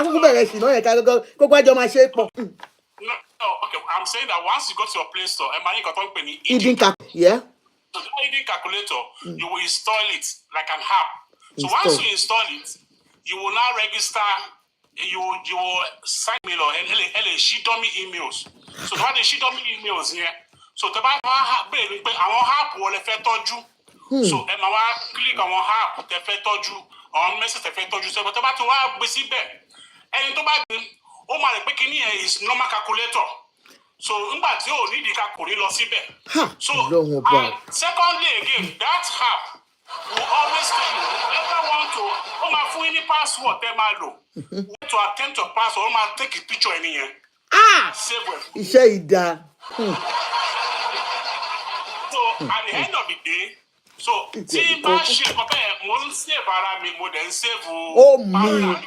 all this stress? What's all this stress? You keep saying nature, and I don't believe it is nature, because if it's truly nature, be it man or woman, this is not as me office gender. I am not hold on. I am not here promoting infidelity. I'm only just telling you most time we shy away from the truth. Okay, now. Hold on. Let me say something from the truth. Okay, let me.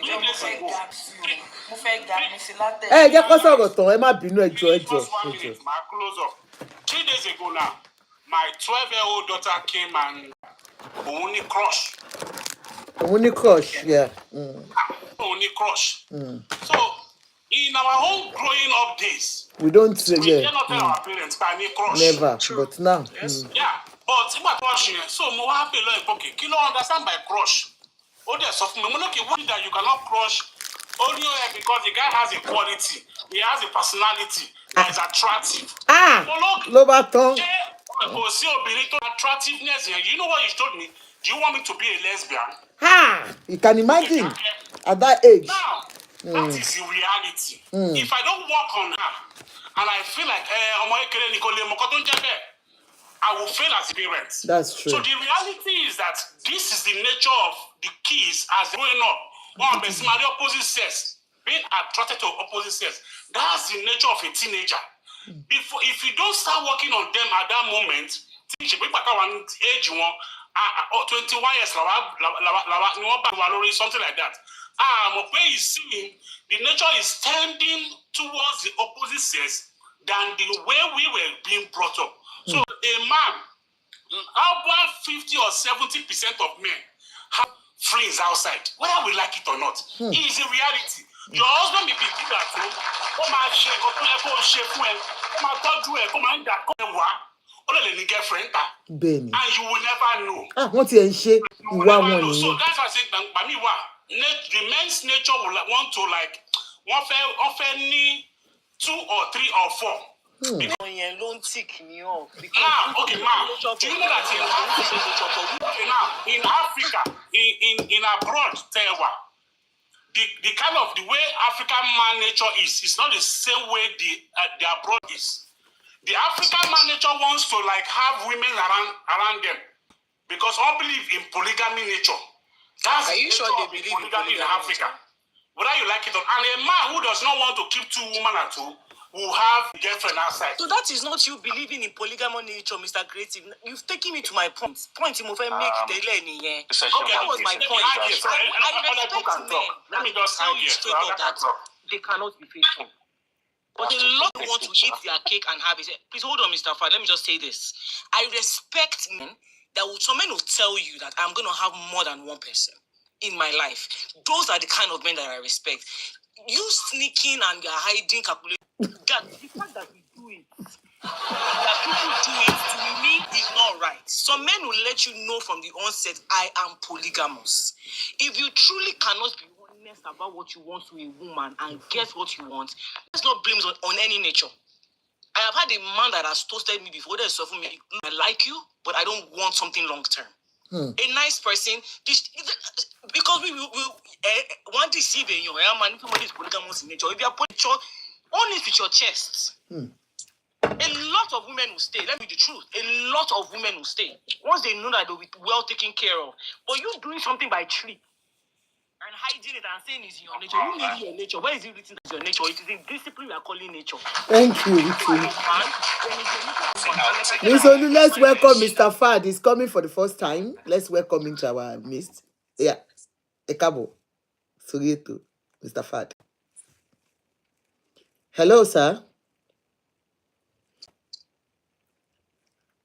Mr. Fad, why are you off again? I thought you wanted to speak. Okay. Go ahead, Mr. Zulu. I think is So an example is Regina Daniel's husband.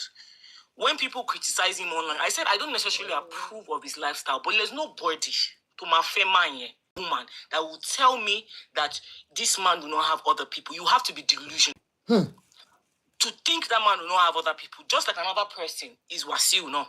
Me, if I believe anybody don't fair thinks that they will be the only one.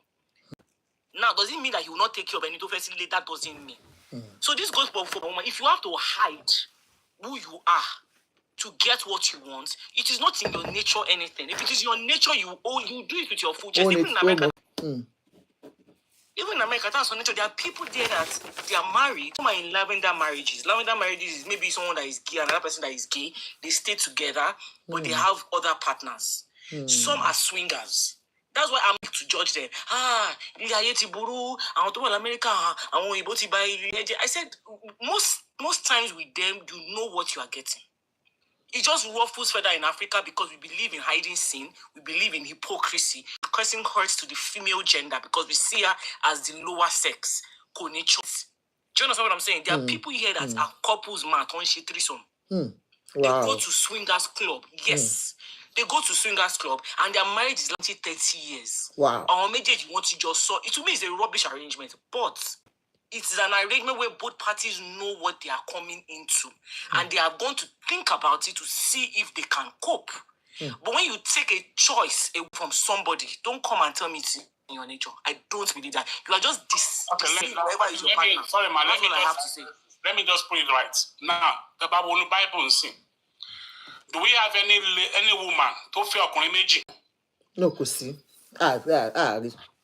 But we have men. Only mẹ́ta, mẹ́rin, márùn-ún, mẹ́fà. Because this is men's nature to have multiple partners. But to bá fair first wife, unless maybe the man does not give a damn about the woman. No man will want to marry his friend and say, come with me, fair you. My fair márùn-ún, mẹ́fà, méje. He will say, it's me and you. To bá ti wá gbé wọlé tán, that's an pé wo, máa fẹ́ mi ilé Culture in all cultures, sir. That's not not hold on, nature. That is not nature. That is still deceit that you are doing. No. And if you talk about now, I have a question now. Our girlfriends that concubine I need sùúrù mà. Ṣé ẹ ti rò tó fẹ́ ọkùnrin méjì tó gbé wọn sílé? ó ti wá o.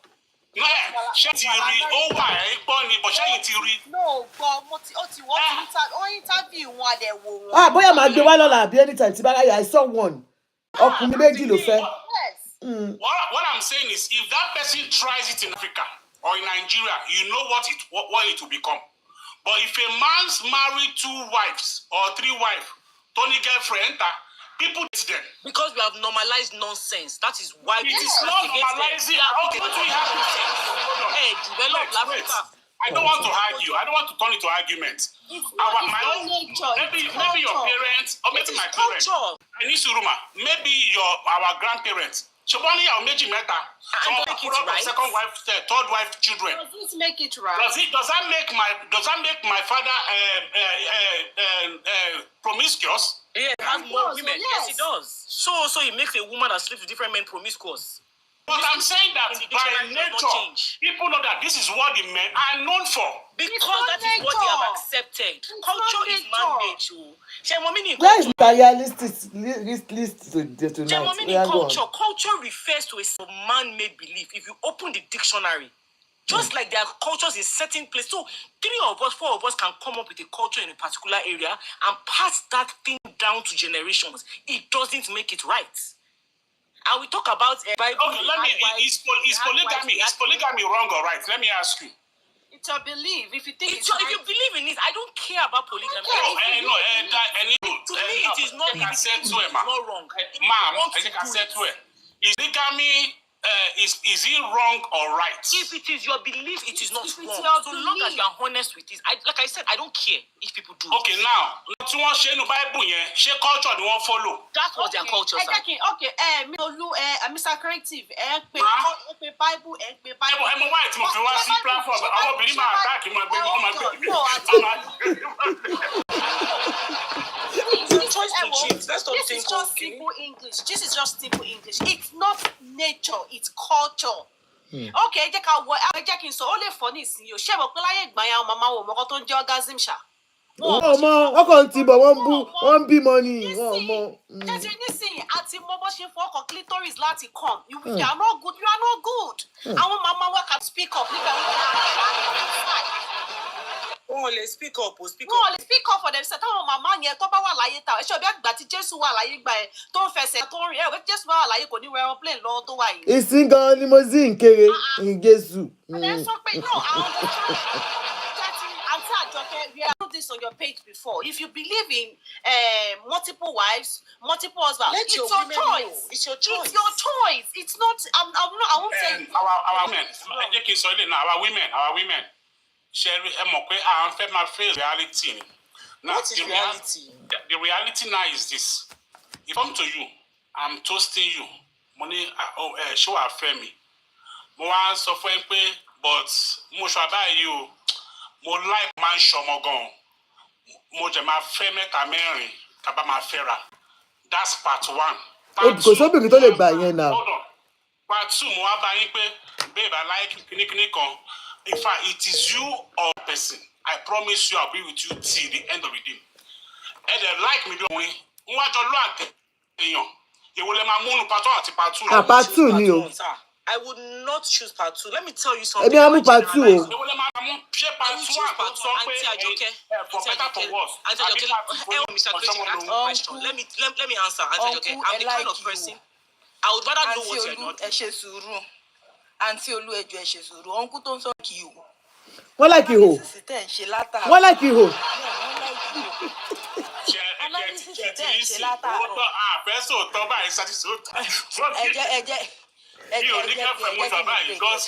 Auntie.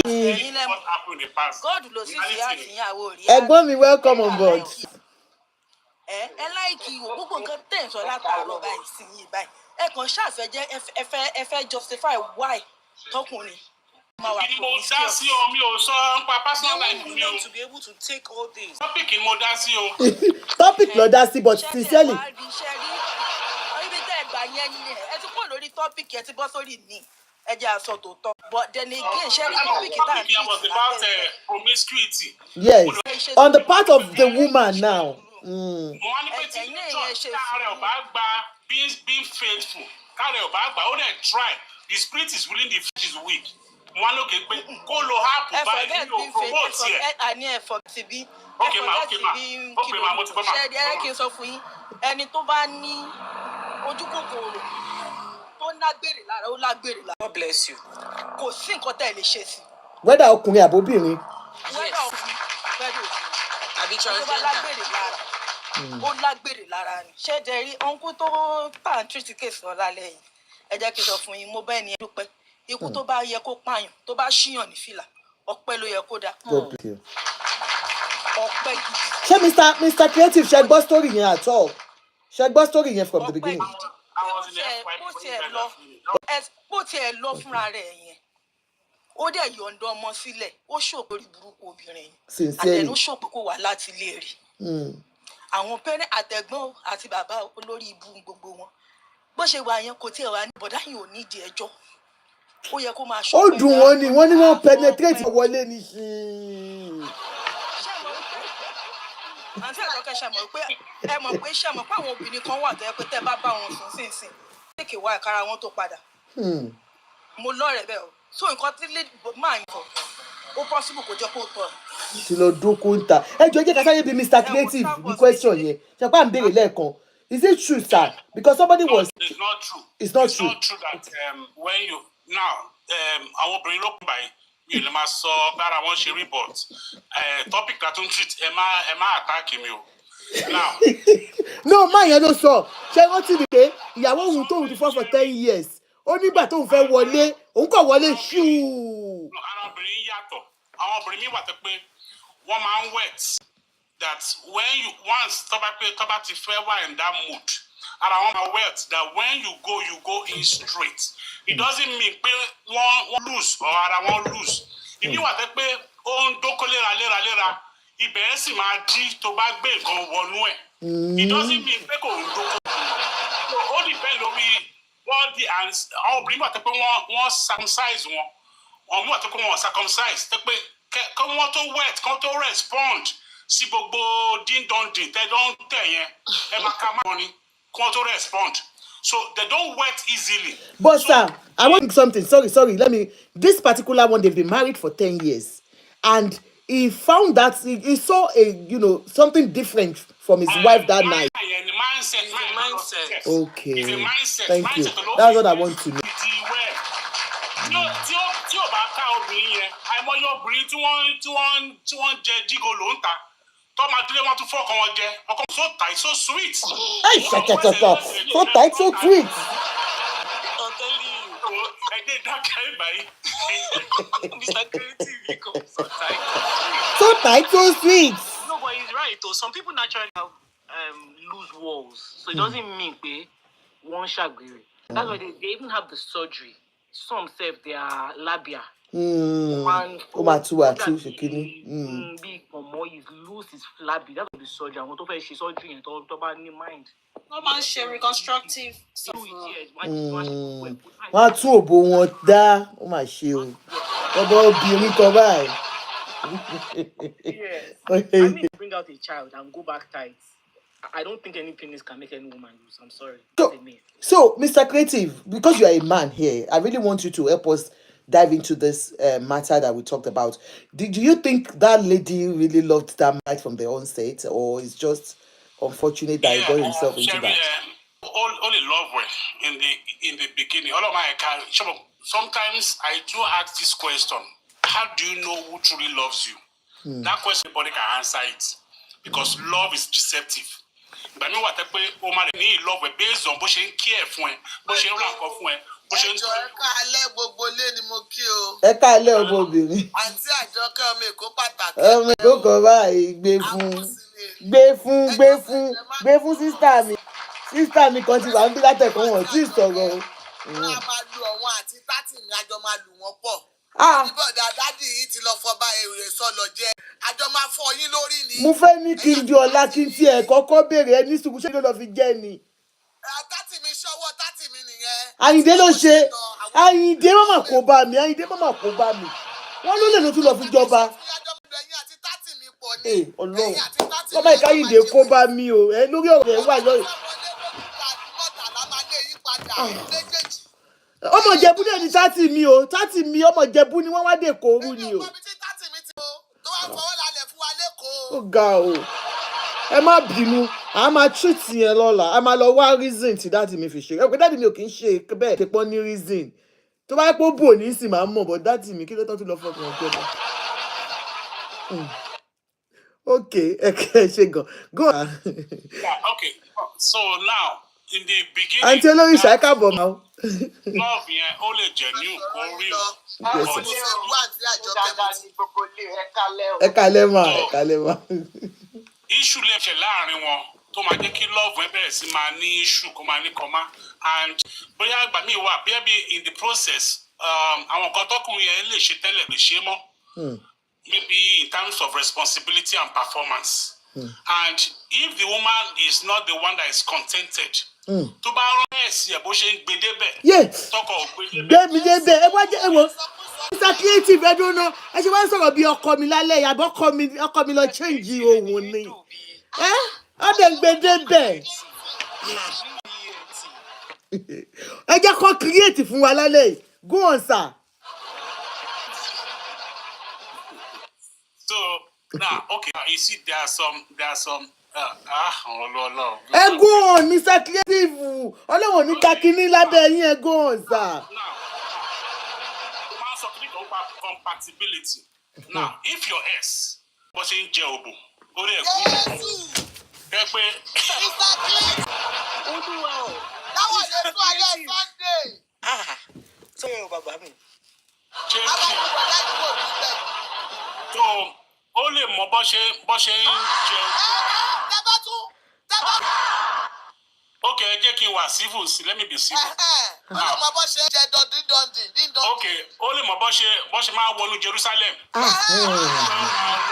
Sí gbogbo àwọn igunriku nǹkan bẹ́ẹ̀ yẹn. So if maybe ó wá ṣe àṣemáṣe ó lọ fẹ́ lòmíì, that now led you to see another guy, fell in love and stuff like that. But yeah, you love him, but kò gbé yín dé junction tí gbé yín dé, and he's not ready to learn or do it. If care is not taken, mind obìnrin ẹ̀ máa cast back. See ẹsẹ̀ pé and I miss this thing. If she's the one that is sexual, ó máa miss. At the end of the day, tó bá lọ next mọ́ ẹ̀sìn yẹn. And ẹ̀sìn rẹ̀ jẹ́ oníṣìnà, not like me. Uncle ẹ ń ṣe ṣìnà Uncle Creative bí ṣe ìsọ̀rọ̀ sí yín yẹn ṣìnà rábò ni. So all my connect. So at the end of the day, that about take time. The love he has back will start going down. That's what is breaking down these days. And that is what is telling you sis. Even kò sí nǹkan tọkùnrin ẹ fẹ́ ṣe mọ́ wọn àtọ́bìnrin bá fi ń test kínní ẹ̀ padà máa yẹn kọ́ máa gbìyànjú ní orí débẹ̀ láéláé. Gbogbo nǹkan tó break ilé these days. So I think the solution is this: the man should call his wife and see if they can talk it over. Ó ti lọ ẹ̀yin ò gbọ́ nǹkan tó ṣẹlẹ̀ ni ó ti lọ. Okay, fún àwọn tó bá yìí wà lé. Yes, but on this woman now, tí wọ́n ló gbọ́ mọ́lẹ̀, to me is an irresponsible woman. Very irresponsible woman. Story ta sọ ni. I play voice note yẹn. Wàá gbé ọmọlẹ̀. I think that's irresponsible of her. Ìpàtẹ́lẹ̀ mi ò ṣe ń jèrè ọmọ nìyẹn. I'm telling So you. I think that does it. Thank you. Mr. Creative. Ẹ má lọ o, torí ẹ máa creative fún wa dáadáa. Ẹ máa tún kọ́ wa bó ṣe máa ń lọ́ọ̀kì ká bá ṣiṣẹ́ aṣẹ́wó. Ẹ kọ́ wa níṣẹ́ gidi. Kí ló ṣẹlẹ̀? Obìnrin n tó ṣẹlẹ̀ gangan ni pé bọ̀bọ̀ yìí ó kígbe síta bí ìlàǹdẹ̀ ni ó ké ó níyàwó òun ó ní just one after 10 years níjọ́ kòun kàn ní kóun lo fóònù ẹ̀ ni bóun ṣe tẹ fóònù báyìí òun rí i pé bá bọ̀bọ̀ kan chat ó ń sọ fún pé òun ò enjoy marriage òun ọkọ òun kì í gbé òun débẹ̀ gẹ́gẹ́ bó ṣe sọ ó ní so wọ́n ṣà ń sọ̀rọ̀ ọ̀rọ̀ ọ̀fẹ́ wọ́n ṣà at the end of the day ṣá wọ́n bá wí ó fẹjọ́ ẹ̀sà àwọn ẹbí then wọ́n bá wí ó sọ owó lòun ò ní ṣe irú ẹ̀ mọ́ then níjọ́ kan ó kàn tún ń ṣe ó bá tún ní kóun tiẹ̀ tó ẹ̀ lọ wo fóònù ló bá tún rí pé multiple lọ ìyàwó òun tiẹ̀ ń bá sí àwọn akọrin ṣọ́ọ̀ṣì yẹn ló wá ń gbé débẹ̀ di ó ṣàlàyé pé ọkọ òun ò ń dóhun dáadáa kìíní yẹn dùn bọ̀dá yẹn níjọ́ kan ó wá lọ sí ibi iṣẹ́ níjọ́ tó máa dé tóun kọ́ ni kóun débẹ̀ báyìí bóun ti kìíní bọ̀ báyìí ó kọ̀ wọlé ní ṣì ó ní ìyàwó tóun ti fẹ́ for 10 years tó yẹ pé kóun tó wọlé òun máa ń rárí wọlé ó lóun kọ̀ wọlé ó ṣe níjọ́ àyàwó ń já òun ní òun ò lè sùn bẹ́ẹ̀ ni òun dẹ̀ ti ń lálàá rí snake òun ti rí ó ní àlá yẹn ló ní kóun wá mọ̀ pé ìyàwó òun ti ń ṣe ṣìnà òun wá confront ìyàwó òun pé kí ni tó ṣe ṣìn yìí òun wá nù ẹ̀ òun wá rí gbogbo ẹ̀ wípé ó yìí ń gbé àwọn oríṣiríṣi anyway ibi tó wá wà ń bẹ̀ ni pé wọ́n lé ìyàwó jáde ìyàwó wá kó lọ ẹ tún wá ń tẹ́tì náà kọ́ ó tún kò wá dání wọ́n tún wá bọ̀bọ́ yẹn wá tún pe ìyàwó ó tún sọ fún àwọn ọmọ ẹ̀ pé let me call her and tell her that she's sick bóyá àti ẹ̀ wá wọ́n bá pe ìyàwó. Kí ló wọ́n lé jáde fún? pé ó sọ fún ìgbà tó bọ̀dá tún gbéyàwó ẹ̀ sẹ́yìn ó tún lọ bá boyfriend pé kí ló dé tó ń dóyàwó mi mo fẹ́ mọ̀. Orí ẹ̀ ti dàrú ó ṣe tó yẹ kán ṣe fúnyàwó. débẹ̀ mọ́mì wa bàtà wọn débẹ̀ ni bọ̀dá yìí wá gbé dádì wa débẹ̀ dáadáa pé kì í dó ìyàwó yín dáadáa ìyàwó yín ní kì í dóhùn dáadáa pé kí ni yín ò bí. àwọn ọmọ fancy with bola ìbọn kí ló dé tẹ̀lé fancy with bola. mi mọ ó yà pretty woman kí ló ti pretty woman fọ́ọ̀lù látẹ̀kọ̀ tó ń jábọ̀ ṣé bí yẹn nílẹ̀ ti ń jábọ̀ ni pretty woman. lórí nǹkan tó wà ní ọ̀rọ̀ ẹ̀ka ọ̀pẹ̀sẹ̀ pé out of nǹkan tó ń pa marriages a lot of people are married out of pity. ohun tó ń finish gbogbo wa nìyẹn tá a bá dẹ̀ fi kinní yẹn tá a bá yọ kinní yẹn kúrò nínú sáàkù wa a kàn máa fi ìgbéyàwó pìtàn ló sì ní. ṣe rí àwọn ọkùnrin kan wà láìka obìnrin tó bá nídìí tó lọ́yàn mẹ́ta fàbúlẹ̀. àwọn ọkùnrin kan dẹ̀ wà lẹ́pa gàwú náà láì. ọkùnrin mi ò ní choice anything under skirt ni. ó ṣàti kó ti dẹ̀rú ẹ̀ ni. so these are the things tó ń fa gbogbo wàhálà yẹn. a máa ṣe pé kójú má tì mí kọ́ má sọ pé mo kúrò lé ọkọ kọ́ má sọ pé mo fìyàwó mi sílẹ̀ kọ́ má sọ pé àókù ti bí fún mi jẹ́ ń filẹ̀ ẹlòmíà fẹ́ ọkọ tán tó bá délé ọkọ. ní òní gbogbo tó ti ṣe activities tó ti ṣe ta kò ní ṣe mọ́ tẹ́ bá wọnú ilé ọ̀bùn pàṣẹ ọ̀yọ́ tirẹ̀ ẹ̀rù àfíjú wọlé obìnrin míì tó bá ìdópa kọ́ lù ú pa lórí bẹ́ẹ̀dì kò tí mọ̀ fún ọkùnrin bá wọn sùn. ọkùnrin míì gẹ̀dẹ̀rẹ̀ tí ó bá ti nà ayé obìnrin yẹn pa sórí bẹ́ẹ̀dì ọkùnrin míì wọ́n fi ṣe ni a máa lé ẹ kiri bí ẹ̀dì inú ilé ni kàkàkàkàkàkà. láì ṣe ẹdìyẹ. ló máa léèyàn kiri so different types of human being ló wà nílé ayé but a kì í fúnra wa ní pé bóyá mo fẹ́ mọ̀ ẹ́ tán àbò fẹ́ mọ̀ mí tán we always kakàn jump into man at the end of the day say it's my boyfriend we are living together. lẹ́bẹ̀ẹ́ lọ mo mà ti lóyún ó kú ti lóyún fún mi whereas ẹni yìí kò accommodate ẹ bóyá sex ló accommodate ẹ fún pé bó ṣe ń bá ẹ sùn pé ọdún mi ni ẹ kò ní mind wípé bóyá she's going to be my wife forever or whatever but you o ti submit rẹ pé this is my husband at the end of ẹ máa fira ilẹ̀ náà ni. ọkùnrin míì tó bá fẹ́ obìnrin kò sí nǹkan tí ò ní dánwò lára tóbìnrin yẹn bá wọlé oríṣiríṣi ìwà náà ń wù fún. obìnrin míì náà tó bá fẹ́ ọkùnrin níta á ṣe pẹ́pẹ́ fún á ṣe gbogbo ẹ̀ bá wọlé, they will not change everything. Ma, even case sí. Ẹ má bínú. Okay, yeah, you wanted to say something. Ẹ sọ yẹn. Torí nǹkan tí ìyàwó sọ náà nìyẹn pé ó pa àwọn tì. Ọkùnrin mi àpáyàwó ẹ̀ tì sílé. A máa ka ọjọ́, a máa ka oṣù tó fi bóbìnrin ẹ̀ sùn. Who does that? Wàá fi ọ̀pá obìnrin tì sínú ilé. Ò ní wo bí tó wà. Wàá ní pẹ́pẹ́ sí òṣìṣẹ́ lé ní orí ẹ̀. Tí nǹkan tí ìdàpọ̀ ń kọ́ bá ṣe ẹ́. Call your wife. Nǹkan báyìí ṣe mí o. What do we do? Bọ̀ ẹ máa bo nǹkan tí ò yẹ kẹ́ bò. At the end of the day, obìnrin mi ò ní báyìí ṣe nǹkan kan. Tó bá taste nǹkan kan ta ó dáràn. Wọ́n á mú tì. Ọ̀la nǹkan tí máa ní creative yẹn tán sọ lẹ́ẹ̀kan. Bó ṣe jẹ́ gọ́gọ́gọ́gọ́gọ́ nìyẹn. Ẹ wá fà á lọ ẹ fà á bọ̀. Ẹnu ń dóko ń ta. Ẹ wá lè jáde. Ẹ fi sẹ́nu kìnìún nìyà o. Ẹni tó ti fẹ́ jáde tẹ́lẹ̀. Ẹ wá ṣe olùlànà fún bó ṣe máa rìnrìn. Ó wá kúkú wá ń wò pé ẹ wá láti bí ọdún 10 tóun ti rókó gidi dóyìí. Bàbá lágbájá àwọn yẹn lórí burúkú tó ṣe tí ò kàn ọmọ ẹ̀dá ní. Àwọn obìnrin kan wà wọ́n lè para wọn torí ọkọ ju ọmọ jọmọ lọ. Wọ́n láìkọ́ ju ọmọ wọn lọ. Tí wọ́n bá ń jẹun lọ́wọ́ tọkọ wọn bá tọwọ́ bọnú ẹran ẹ tó mú ẹran tó jẹ. They won't be bothered. Bọ́tọ́mọ wọn bá tọrọ ẹran ẹ lọ́wọ́ wọn àti pé bẹ́ẹ̀ ni ẹ̀sọ́ oníjẹkújẹ ni ẹ́. Ẹlòmíì máa tọ́jú nǹkan lẹ̀ pé kọ́kọ́ ẹ ṣàwámú.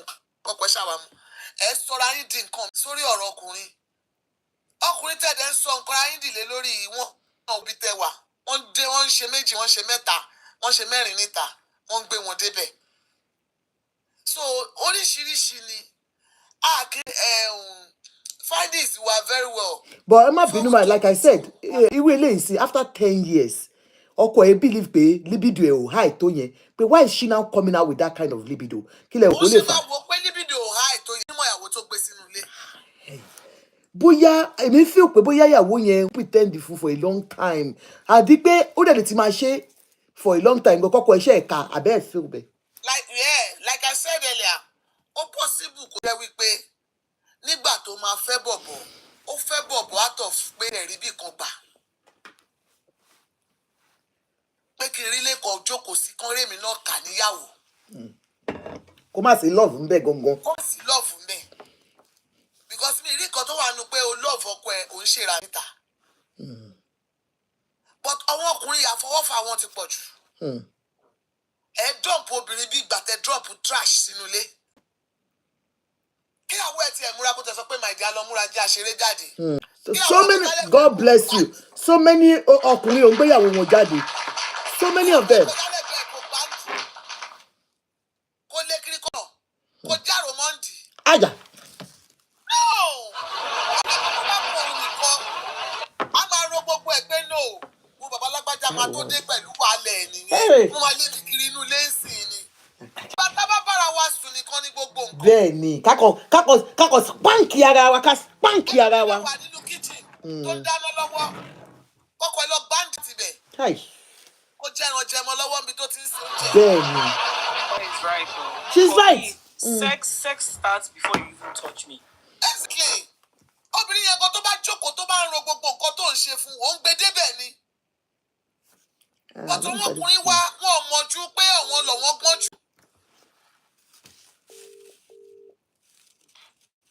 A lot of them go ọba wọn ò mú bòódó. Wọ́n kàn máa. Ọtí ẹ̀ fòkò sílẹ̀. Wọ́n àmọ́ bòódó ẹ̀. Ẹni àìmọye ìgbọ̀ngàn tó lè fún kúrò.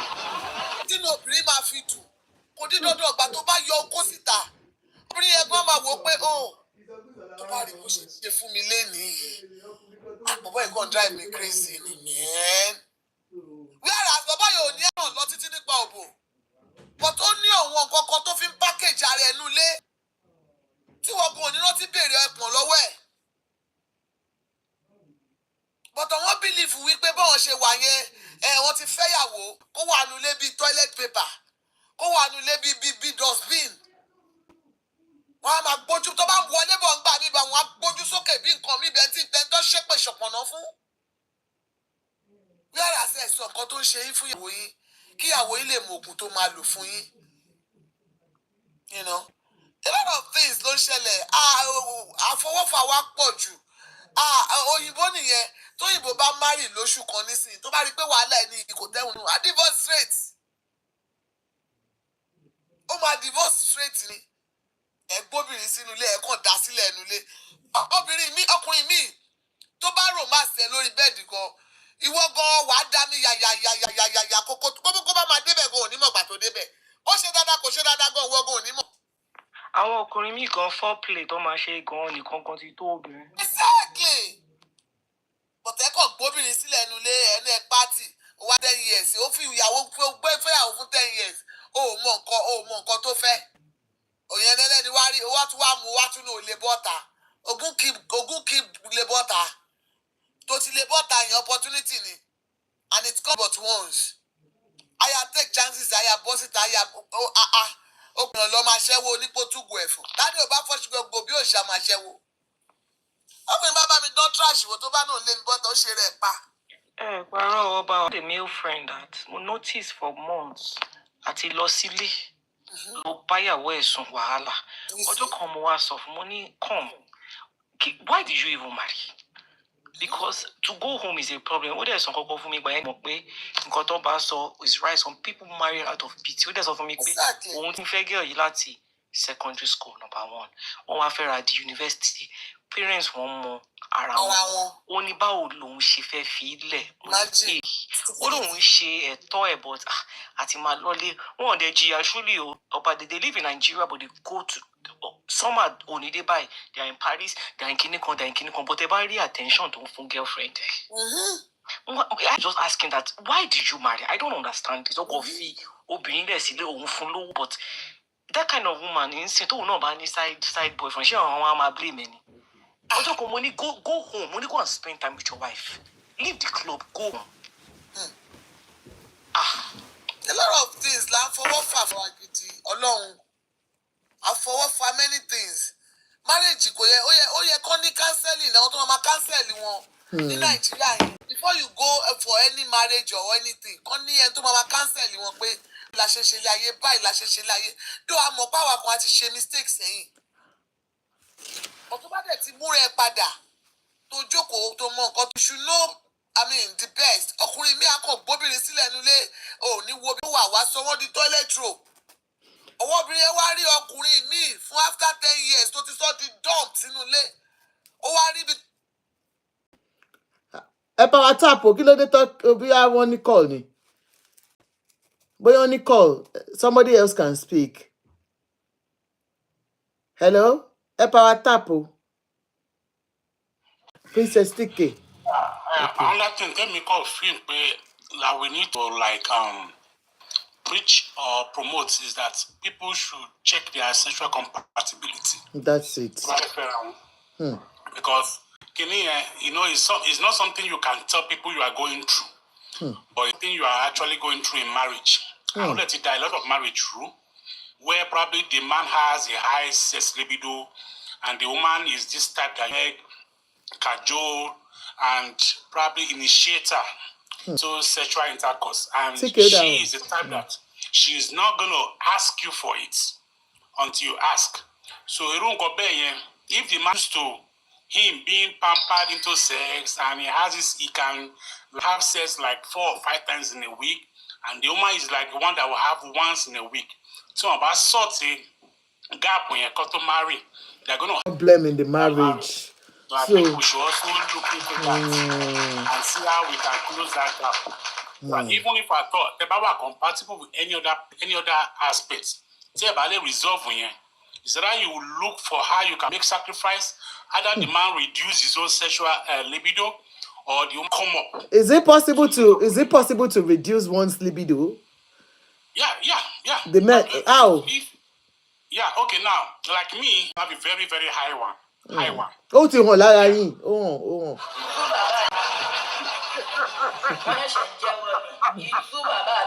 Mo rán nǹkan lára yín abẹ́ẹ̀rí ni. Olù ẹ̀yin ò rí ni pé wọ́n tún kọ́ wa bá ṣe máa ṣe ṣìnà. At least now, when we're seeing the song go, they have like 9 or 10. Okay, mo rán nǹkan lára bless you sis. But we thank God for life anyway.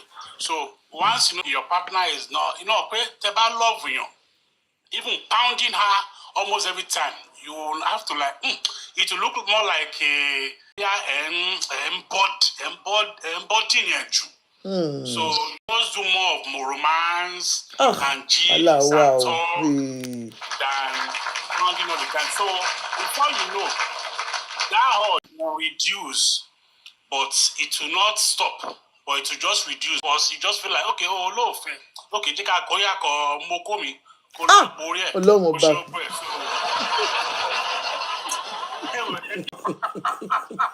is right now.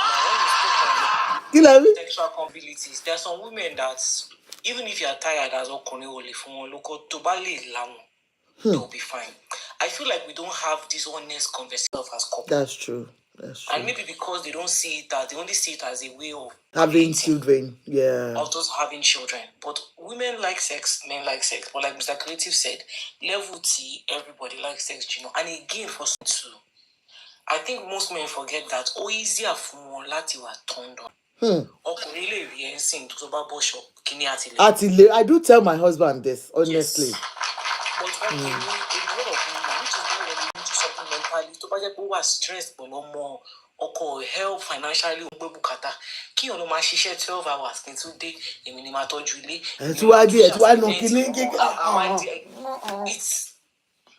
It's just at that point you start to irritate you. When you just feel like he's mine, I want it. But there's some women that you have to build up the mood. For a lot of women, they won't just get wet like that. Thank you. Before marriage, Joy Kali normalize the outside therapy. Because a lot of us we think about the lost church, the pastor about the counsel, our Tali express our full pastor, that's it. No. Apart from biblical counseling, you should go for therapy before your marriage. You talked about things that you shouldn't shy away from telling your man, but this is how I want it. This is the way. Yes. God bless you. When you get married, after maybe some months and that changing, you guys need to talk about it. This is what is changing in my marriage. And then communication, difficult go for African marriage, except Gen Z that are now coming out to speak up. But no, we women too. Our men just want to do something. Like when we were talking about you are married, is a nature, is this. That is what they put in our head. It's never like. So if I cannot tell my husband this is what is going on, then who do I want to tell? So if somebody else is listening to me outside, if I can communicate with somebody else, that is that understands my needs. And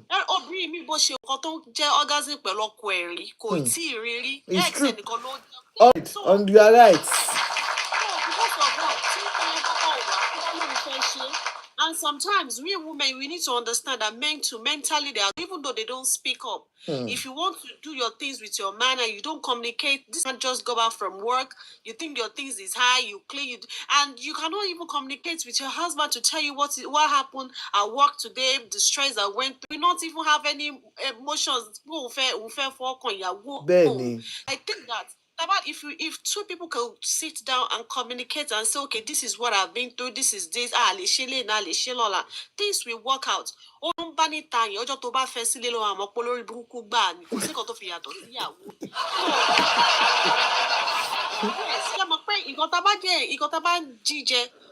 Rado, you're welcome.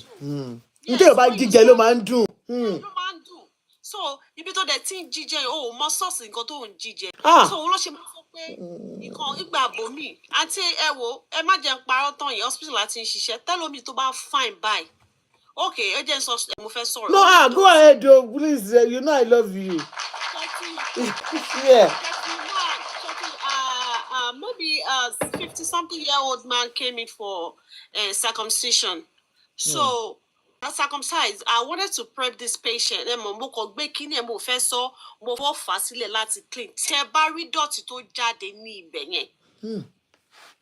I couldn't go ahead. I had to talk to the doctor. But see, I've prepped, I've done this. This thing is very, very, very dirty.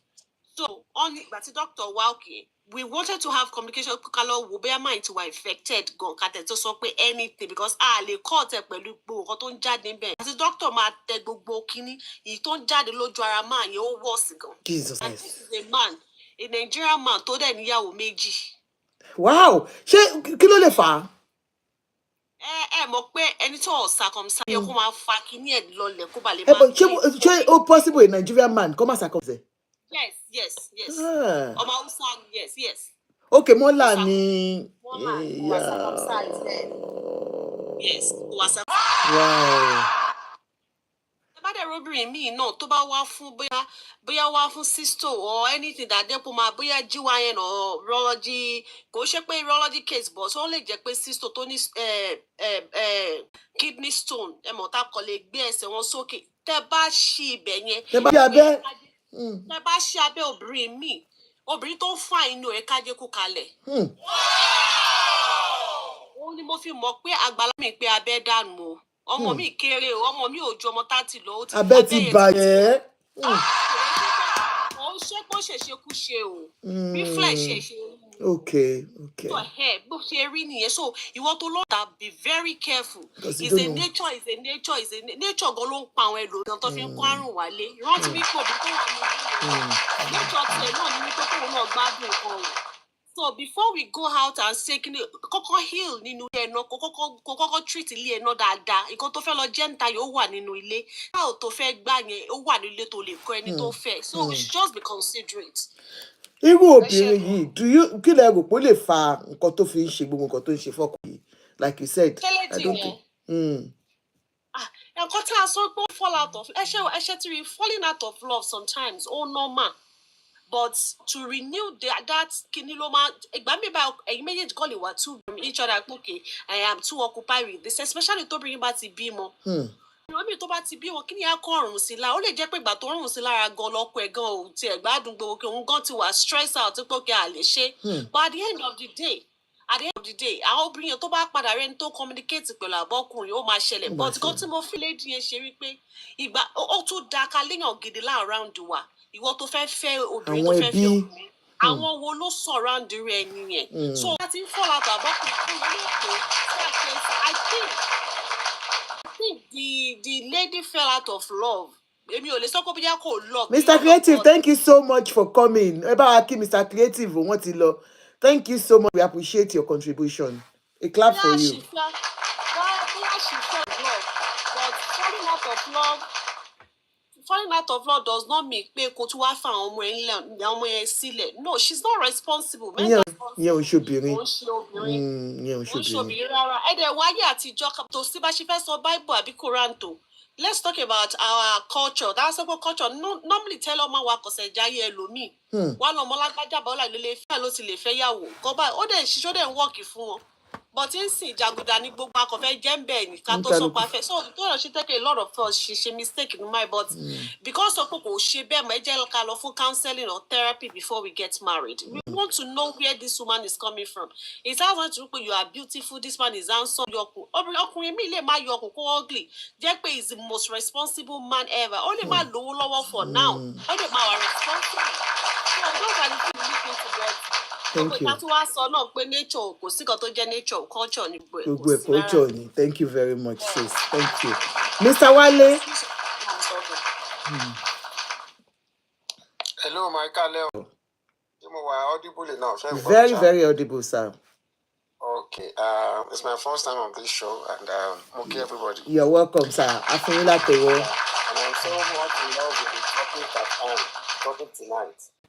Sherry, everybody have spoken well, but money reservations are on points. Okay, sir. Sherry or I'm sorry, who are very sensitive. In the sense that Sherry kò sí bọ́kùnrin bá ṣe wọn obìnrin tó àbí bí obìnrin ṣe lè wọn ọkùnrin tó nǹkan tá fẹ́ fi ṣe nǹkan yìí tá fẹ́ máa fi nífẹ̀ẹ́ obìnrin tá fẹ́ máa fi bóbìnrin lò pọ̀ nulẹ̀ gbára ọkùnrin kọ́ most times agbára kìíní àti brain ló ti máa ń wá ọkàn ọkùnrin nígbà míì ohun kò ṣe ó fẹ́ ṣe orí apá gbogbo ẹ̀pọ̀ tó fine tó ṣe pé ó fẹ́ ṣe àmọ́ Sherry position ti brain ẹ wà. Gbogbo àwọn feelings yẹn ó máa ní láti wá láti inú àwọn sensitive nerves yẹn up there. Màmá wa bọ̀ nsàlẹ̀. Sherry tọkùnrin ò bá ní ìfọ̀kànbalẹ̀ tí gbogbo àwọn neural system tó yẹ kó wà connected together tó máa wá bring urge yẹn tí yàn bá wà in play kò sí bí ó ṣe fẹ́ add on kò sí. Ṣẹ́tìrì a máa ń gbàgbé pé ṣẹ́tìrì kéèyàn bá yàn sùn to me I think ọkùnrin ló ní pleasure yẹn jù. Ìdààmú bálé ayé kò sí pampering much more látọ̀dọ̀ obìnrin sometimes. Okay, Cherry has so much to deal with. Gbogbo stress of being a man, gbogbo stress of remaining up there as the head of the family. Tí tó wá wà a bit negative sóbìnrin yẹn díẹ̀ bóyá pampering tó yẹ kó obìnrin yẹn rí kò rí tó àbí nǹkan bẹ́ẹ̀ yẹn.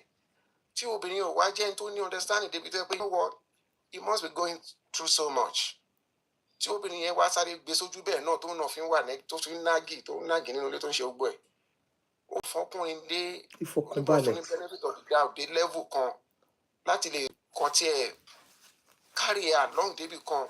So tó ibi tó yẹ pé nígbà míì ọkùnrin àwọn pé I've not been very good to this woman nǹkan ṣé mọ̀ ọkùnrin àwa pé rẹ̀ dà gbogbo nǹkan yẹn á tún level up again. Mo ṣe rí tí obìnrin náà bá sáré gba face ọkùnrin to go through ó lè jẹ́ orders at work. Ṣé wọn pọ́kùnrin ò kì í sọ̀rọ̀ púpọ̀ jù? Ó lè ṣe lose contract kan, ó lè ṣe lose position kan bí nǹkan kan, ó lè máa jẹ́ normal stress ìta náà ni. Àwọn ọkùnrin máa ní girlfriend, ó lè jẹ́ pé ọkùnrin míì stress tó gbé jáde tó gbà lọ́tọ̀dọ̀ girlfriend níta á tún gbé wọlé. Ẹ ṣáyé òṣè yẹn ni.